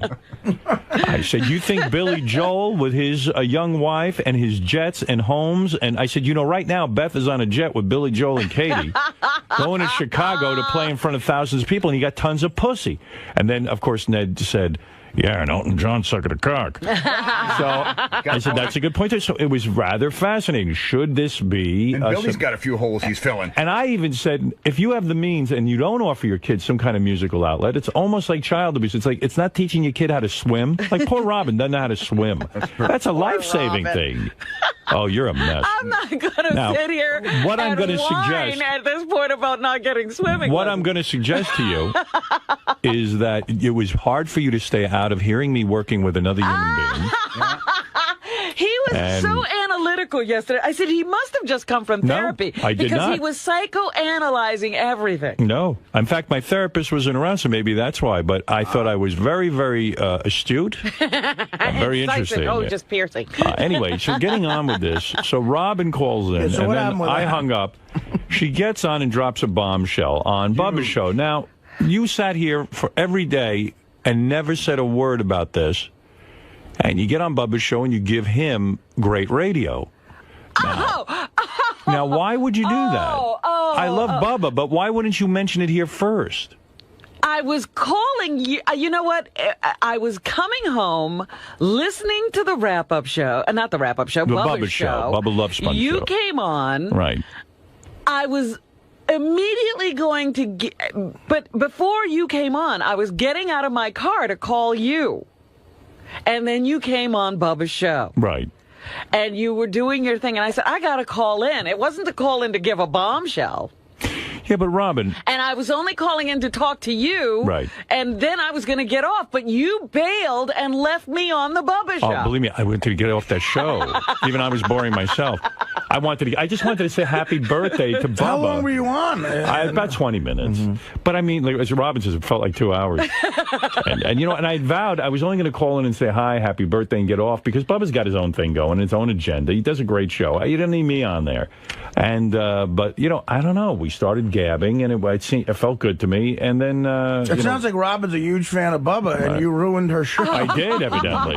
I ruined the show. Well, nothing wrong with being a fan of Bubba. I'm a fan of it, too. Interesting, but it went to the point of wah. You know, when you're going on too long about how miserable, you know, because you have a great life in comparison. Yes, I wasn't saying I was. I said I had a peculiar life. It was an odd life Well, when I what was look the back on it. context? May I ask what the context was? Because I didn't hear it. It's like, were they asking the questions that kind of led you down that path? They asked me. They didn't ask. Because I mean, that's what it sounds You like. immediately launched into, "Hey, Bubba, are you one of those guys who says, I wish I could have, you know, the old days?" And then you went on. And I talked about how the old days were horrible. And what was his answer to that? He didn't get to. He didn't. Who cared? I was the guest. Sorry. I'm But talking. I think you're the same.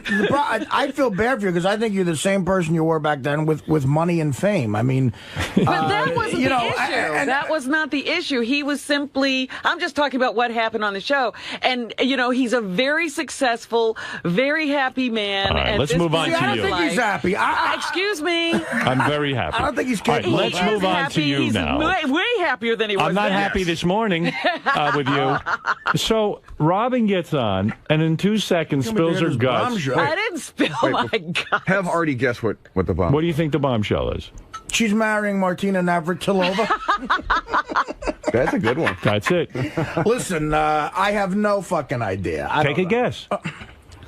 The bombshell. Well, is it something I could deduce logically through knowing Robin or hearing? Maybe, possibly, yeah. Sherlock Lang. Sherlock Lang. Come on, Sherlock Lang. Oh, God. You seem to be straight this morning. You had your subject You're text. awake. You're Come awake. on, you should be able to do this. Yeah, I'll be awake for about another 10 minutes. You're all boring me. What is Robin's bombshell that she dropped on the Bubba the Love Sponge She's getting show? married. Wrong. Okay, that's my guess. I don't know. You know. I know? Try and deduce. Deduce. Who hasn't been around at the last couple of events? Oh, her and Mr. X broke up. Right. Okay. All right. Actually, I did wonder why he wasn't at Cafe Gray, but you never know. I mean, people do different things. And Well. wow, how long? Okay, Grass. Okay, now I'm interested. Now, mind you, she now says that this has been going on a while, but she decides to spill her guts on the Bubba the Love Sponge show. Well, I have a bigger bombshell. Wait a minute. Oh, you Mr. X is dating Dana. Oh, that would be good. Now, that's good. The two of you could jump out the window together. I gotta tell you, I'm much like Robin was with me and Dana. I'm very sad because I love Mr. X. Yeah, he's a very nice guy. I said to myself, I wonder if this will be the same as, losing Dana, because we all lost Dana. You're right. Yeah. No, well, he's so much fun at events. I think he's a funny fucking guy. Listen, we might have lost Dana, but we gained that hot blonde you were with. Oh, yeah. I don't mind There's that. always something to come. She can be any hair color you want. Yeah. And by the way, I mean, with Robin, the reason I just get upset is because here she sat, she can't say, I didn't want to break the news to you on the air. She broke it on the air. I don't want to bust your chops, but that is something you should have said. If you're going to say it on the air at all. If I'm guilty on Bubba's show of being boring, that's one thing, but to come on and be so fucking interesting. Why not call Elvis Duran? I was trying to help us out. And how did it just come out? Don't help. Listen. Well, now I have a million questions, obviously. How long? Well, here's what happened on the Bubba show. Howard, like I said, I didn't mean to be a guest. I was just calling to break up the pity party and get some revelry going on. She couldn't stand to be out of a radio show that I was a part of. Racing isn't enough. Yeah. So then he bailed immediately. I was like, what is he doing? He was supposed to stay. I was supposed to go. Yeah, no, I was getting you gave me it was almost like I said, like it was a came. tag team. I said, thank God. Okay, that would goodbye. have been funny if you did reveal it to Howard, but on the Bubba show. That would have been interesting. Left. You know what? He Beth launched himself out of there and left me. Beth was in Chicago. She left me dinner with the turkey meatballs and she cooked a bunch of things for me. So how come you don't invite me over for the meatballs? I only had 7 of them. And I know you're going to eat all 7 of them. No, wait, so that leaves 2 for you. Yeah. So I was dreaming about heating that up, and I had the green beans, and I put some rice in there. It was beautiful. That dream. So I was like, I got to go eat, man. And Robin called me and went, exactly okay, what goodbye. he said. Hey, I'm going to go have dinner. See you. Yeah, when you hung up from Bubba's show, did you listen to it? No. Or so when did you find out about this revelation? Tim called me. Oh, well, first, Robin calls me. Because she had the guilt. I didn't have the guilt. It was actually what I was planning to do. Please. Then she calls me, and she says, look, I want to tell you, I said something on Bubba's show. First she told me I was boring. Then I did not. I know. And then she waited till here to tell you that. Right. So getting back to this, Robin calls me after the Bubba things show. About really. She calls me up, and believe me, I was watching The Sopranos, eating my turkey meatballs. Oh, you're kidding! I interrupted The Sopranos. You didn't hear me eating while I was talking to you? I did hear you eating, but I didn't know you were watching The Sopranos. And I heard it was Robin on the phone. Robin's the only person I didn't interrupt that for because I was like, oh shit, the food is piping hot. Meatballs and The Soprano. The turkey thing's a bit of a minus, but okay, but I don't eat meatballs and The Sopranos is rough. That's a good. That's with a big sauce and a whole thing. That's a nice setup. And who's on the phone? I Robin Quivers. And, because I got one of those screens. I know it. Yeah. So I go. I'm sitting and debating. I go, I want to hear what Robin's got to say because she told me I'm fucking boring on Bubba's show. Man. I said, but your phone just said, okay, I'll try to find him. I'm 10 minutes into The Sopranos. He's eating meatballs watching The Sopranos. I mean, I was in fucking heaven, and I'd been, I was like practically jerking off to that all day. You should have that woman trained to go. Would you like to leave a message? Fuck off. Meatballs, Sopranos, do the math. Or would you want me to find her? Yeah. And by the way, I thought Mr. X was out of the picture because you told everyone. I had heard that Mr. X's mom might be sick or something like that. I heard that. She is, it wasn't the biggest lie in the world. Well, wait a minute. When did you break up? Just give me that before you move on. We got a whole show to get through. When did you break up real quick? And then you can move on with the Atlantic. I'm just curious. Well, it's been an in progress kind of a thing. The whole time one of the things I said to Howard was when you and Dana were going through it, I was just sort of sitting over here listening and saying, wow, I'm basically in the same spot, but I'm not saying anything. Oh, okay. Yeah. Wow. She basically said when you were on the air whining about Dana, Robin was kind of like, why doesn't he suck it up and be a man? And because she was sitting there whining.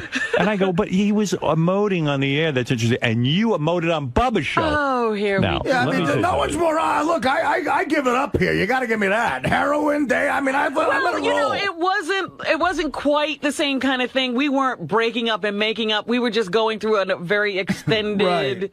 you know. Well, what made it extended though? Like, is it?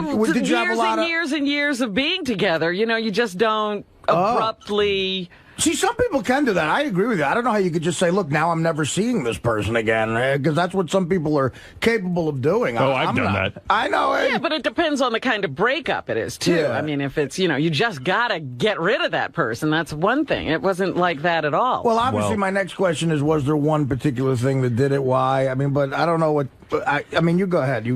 It's your show. Go. No, No, we're on the Artie Lang show now. No, I mean, obviously you say that. It's late night at Fox, and it's Artie Lang. I'm very curious about a bunch of things. You're friends of mine. And Why don't you two hook up, Robin and Artie? I think that's a power couple right there. You two lovebirds. Both looking for romance. Come on. You're on the market. It just happened. Robin, are you on the market, or are you just still like grieving over the relationship? I'm not necessarily on any market. You know, my mind has gone to, well, what will I do now? But she's at Chippendales every night. I said, I'm no desperate housewife. I don't have to fall into someone's arms. I had heard some speculation that possibly Robin and Mr. X weren't together, but I said, look, Robin would tell me. Who are you hearing that from? People were saying, gee, Mr. X hasn't been around. Oh, okay. Various people around the station. Right. You know, they're all yentas. So, that's for goddamn sure. You know, they never talk to me, these yentas. Right. They talk to me. And then at one point, even somebody said to me, kind of casually but being serious, that they felt Robin's race car driving was a death wish because she's so broken up about Mr. X. Who said that? I'm never telling you. You. No. Somebody said that to you? Yes. Really? Yes. When did they say that? It was a serious conversation, and they said, would you be willing to talk to Robin? I said, look. Another intervention you have to do. Yeah, I said, look, my head's going to explode from all these psychos I work with. Already on at 1. Yeah, I don't have time. Now you know why I'm on Bubba babbling. No, but I said... I don't want to give you a hint, Robin, but here's how the conversation went. I think Robin has a death wish. No, this was very serious. And someone who was really concerned about Robin. I can't imagine who this is. You never will guess. But a very nice person did this. A very nice person? Yes. And said to me, look... Donald Trump. I said, look, Robin hasn't said anything to me about Mr. X. I said, what? Do you know anything? Is anything going on? So, you know, it was very vague. Mm-hmm. So I was been planning, how am I going to say to Robin, what's going on here with this race car driving? So here, when she called up and made the revelation on Bubba's show... Here we go. It was my opportunity. So I got a hold of her last night, and I said to her, look, what is going on? You know, because she makes it seem like she's not that all upset about the whole Mr. X thing. Well, I did think the race car driving conversations was out of left field. I had to tie it in because I had made a vow to this person that I would do it. Oh, that's hysterical. Because if anything happened to you and I didn't say anything, well, then I feel like a shit. I wouldn't forgive myself. Oh, was there one particular thing that did it? Was somebody cheating? Was No. It was just like, look, it's time to We've stop. just gone in different directions. You know, we don't have the same kind of goals in life anymore. Right. And so we were just apart. You That know, means we they were can't just going stand in each different other. directions. When you say you had different goals, what goal do you have, and what goal did he have? Well, the way we live our lives is completely different. I'm very active and outgoing, and he's, you know, quiet and introverted, and it just wasn't working. It's like every broad and a guy. I'll go out with him. Every girl is outgoing. He doesn't want to go out. He's my guy. You're crazy to give that up. You should hook up then. Where is he right now? Be like, hello, Howard. You know the greatest part? Here's when a guy's at his most dishonest trying to get in a broad's pants. When you're wooing a girl you're insanely attracted to, and she starts bitching about her ex-boyfriend going, he never wanted to do anything. I love going out and dancing. And I love that, too. That guy sounds like such a bore, you know. Yeah, Beth's wondering how come I spend 8 hours a day playing chess. Yeah. You know, it's right like, now. You know what? I was doing Mr. We're like a young Denny Terrio when we're dating you. I was doing a story about some couple that just got together and they unveiled their relationship at the theater when they went to see some show. And I remember thinking to myself, yeah, isn't that? Yeah, remember when? Right. He would take you anywhere. Yeah. Usually when people break up, they have the same goal: fucking someone new.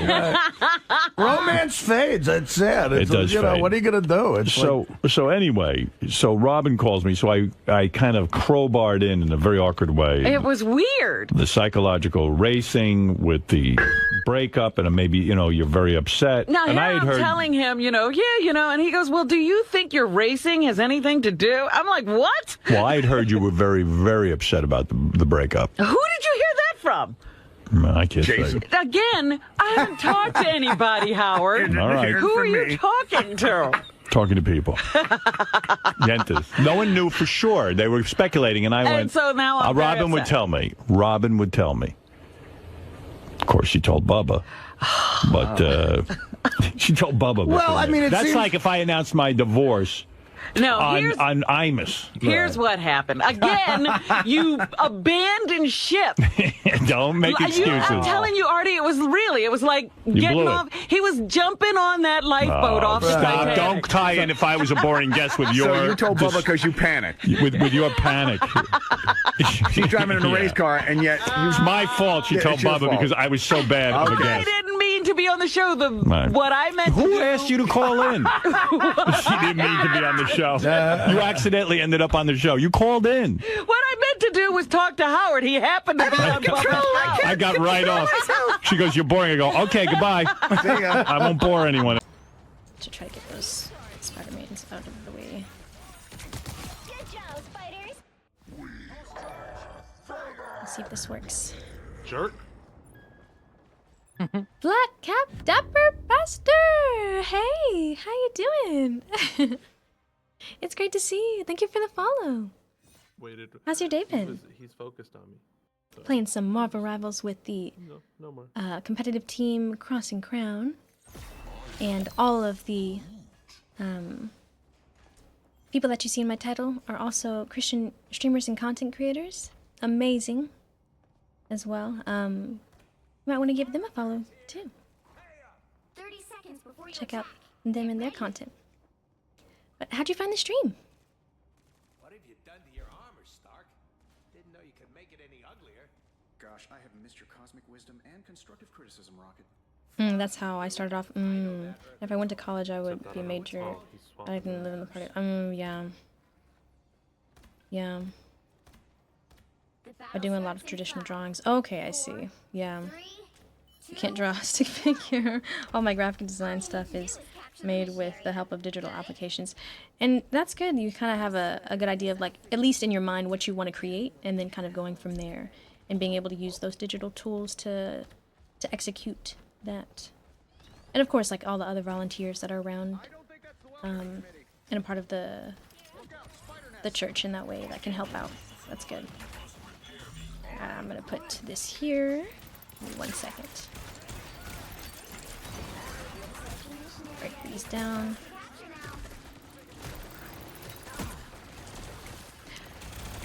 Oh my goodness. But when I began, I started off by studying the art. Oh, and a few comic books. Oh, that's good. That's really cool. So you have that experience. That's good. Just up, had a great... Oh, that's good. I'm glad you've had a great day. Just up. I don't know how late it is for you, but hopefully it's not too late. No. I know my sleep schedule is a little out there. But I am a night owl, so that's my excuse. Reach Comp, yeah. And you're a part of Reach. I know, I'm getting cooked. Jay, Redeem Jay was on your podcast, and I haven't had the chance to finish it, but it sounds like you guys had an amazing time. So that was really good. When did you start the podcast, if you don't mind me asking?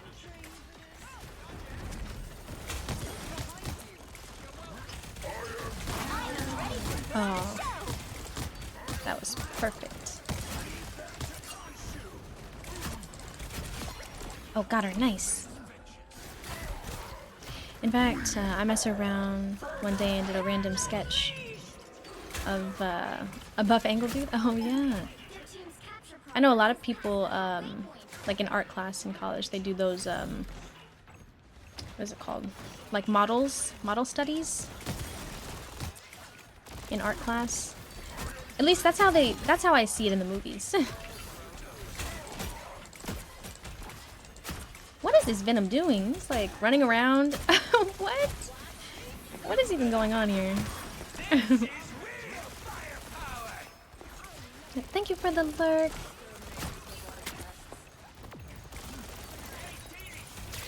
Oh. Trying to back up.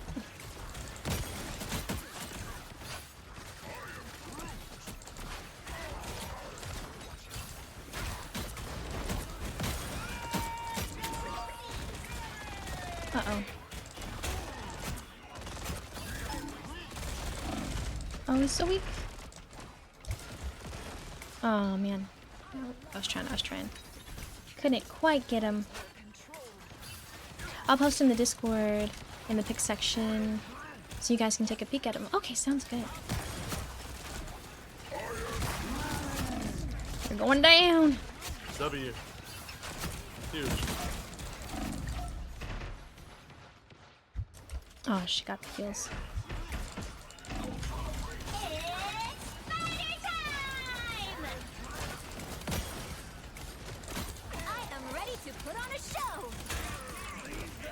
Uh-oh.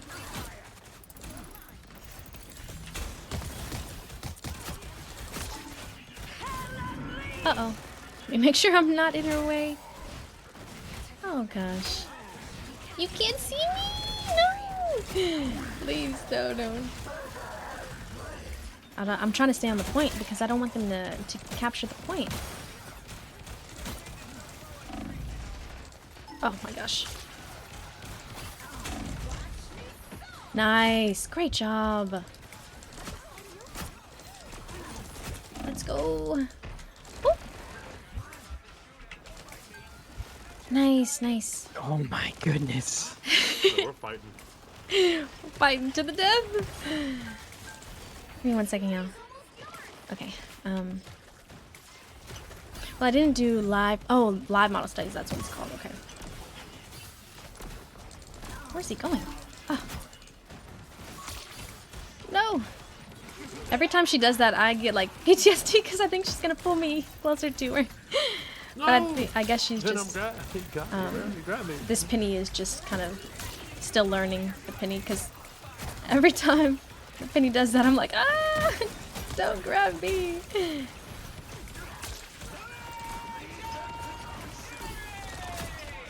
He's dead. Bye bye.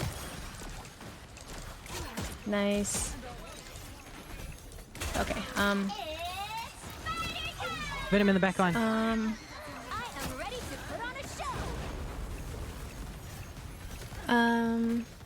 And then they were comic books too. Oh, okay. I learned mostly by art and medical books. Oh, and comic books too. That's good. Okay, great. Got him. Come on, team. Come on, guys. Oh Nice. my gosh, great job. Jeez. Oh golly. We're not playing ranked, are we? Or comp? We're not. Okay, alright. That's nice. Goodness gracious. Sure feels like it. But my hardest study was learning how to draw women still as yeah. Which I can understand, like even a lot of women that kind of say like, man, I have a hard time drawing men. Whenever I like, jump on Era's shoulder because they're chasing me, they just forget about me and I immediately jump back off and go do my thing. They're like, oh, must have been the wind. And I just go back to my spot. That's funny. But I know it can be vice versa sometimes. A lot of women have told me like, oh, I have a hard time drawing men, or a lot of men have told me I have a hard time drawing women. But it just takes practice, you know. Wait, do you have a use a voice changer? Just saw. Well, I mean, you might have to redeem it so you can see for yourself. Because the women body destroying is an enigma. Yeah.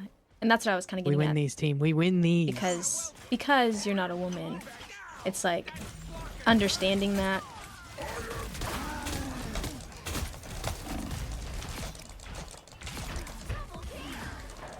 Sorry, I had to lock in for a second there. Understanding that can be like a bit of an enigma. Got him. Got him. Let's see. And so Tom I'm in it. make something. Hey, it's an interesting question. It is, but remember, we are all made in His image, uniquely and wonderfully made. I've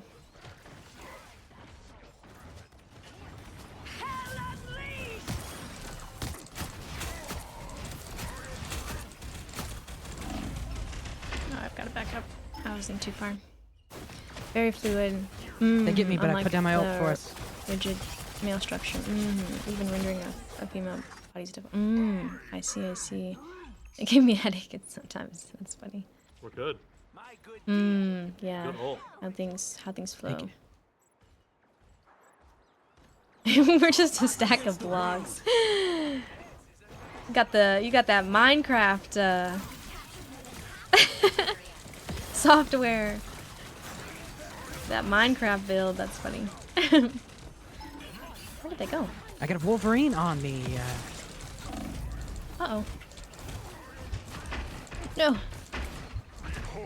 Just went straight after me.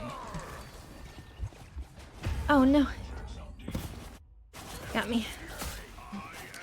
But when you guys have so many...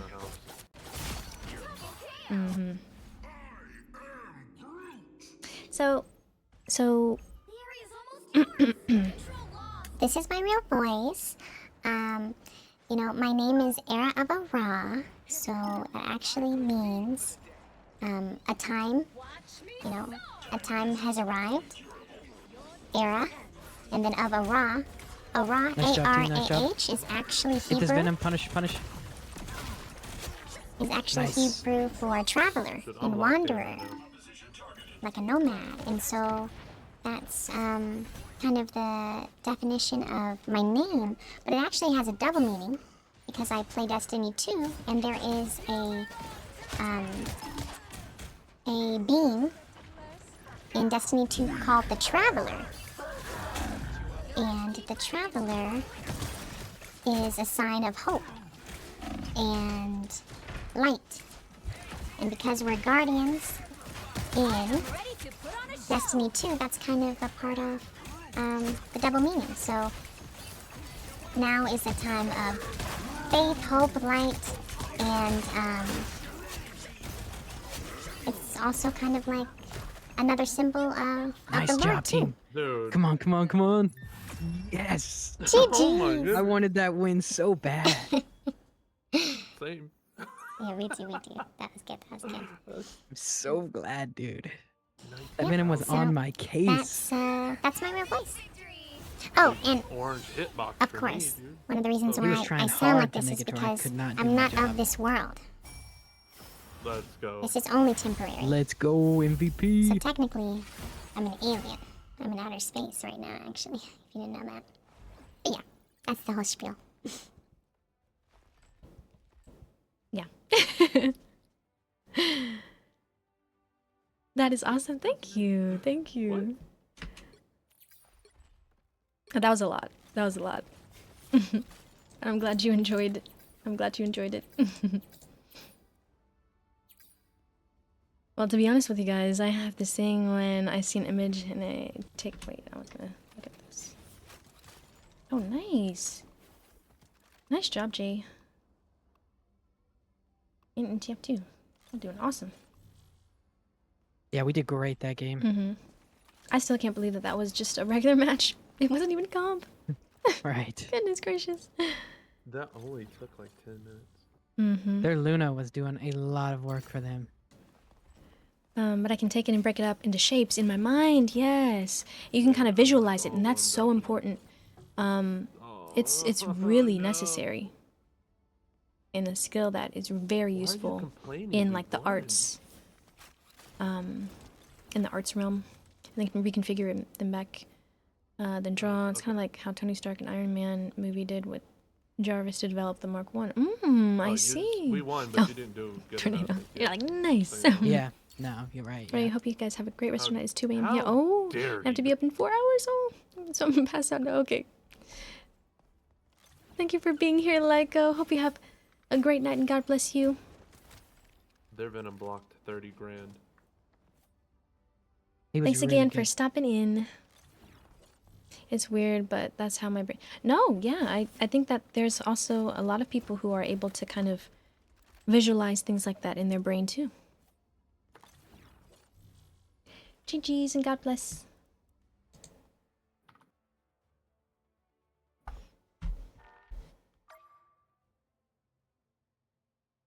Was that your last one, Jay? I was about to say, Jay, you're still here.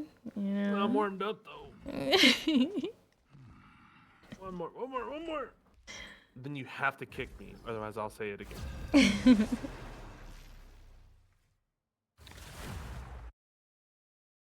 I'm choosing Psylocke. I'm just doing good today.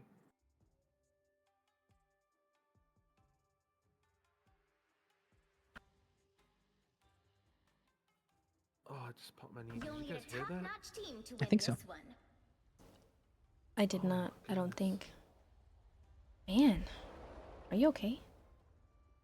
No, it's the bad knee. Oh, is that the same problems you were having earlier too? Or was that... No, earlier I was just grabbing the laundry basket, and when I went to turn, I don't know if it was the grip of my shoe, just had a little too much, but it just felt like my foot was glued to the floor. Man.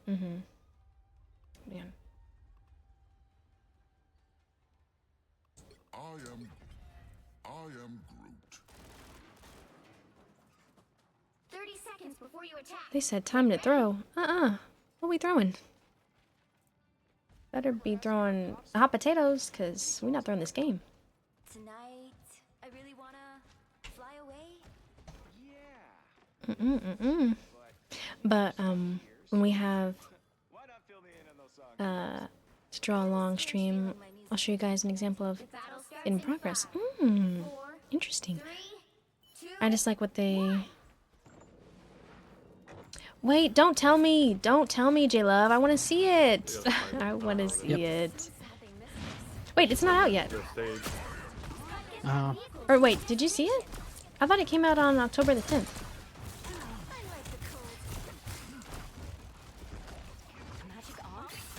I guess I'm not familiar with what I guess the main theme is, or what you're saying is trying to be pushed in Tron Ares, because I absolutely adored Tron.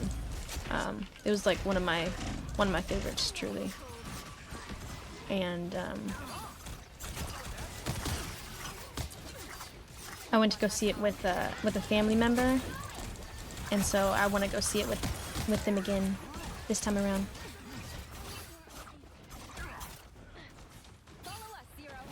Oh, and I'm telling just the plot of the story. Okay, I see.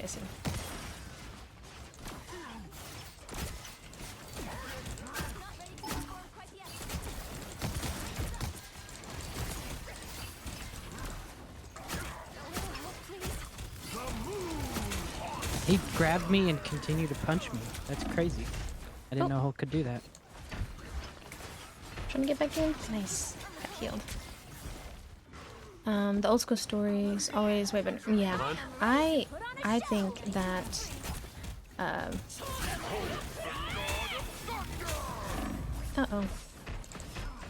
Tron has always been a really cool series. Truth be told, it actually really piqued my interest into like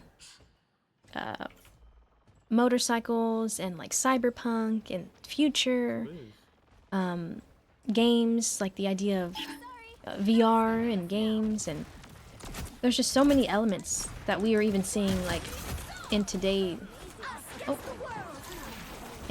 world that have the potential to be a part of that future that Tron is displays too.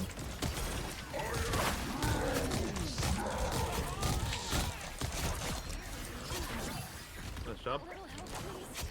Nice, nice.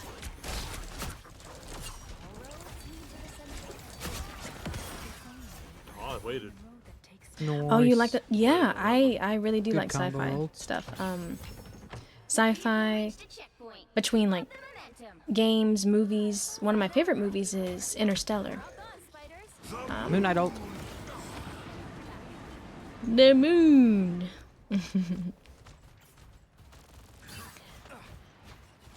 But yeah, I like sci-fi, Star Trek, Interstellar, Tron, and books too. I recently got a few books. If you know any sci-fi movies or books, think of something.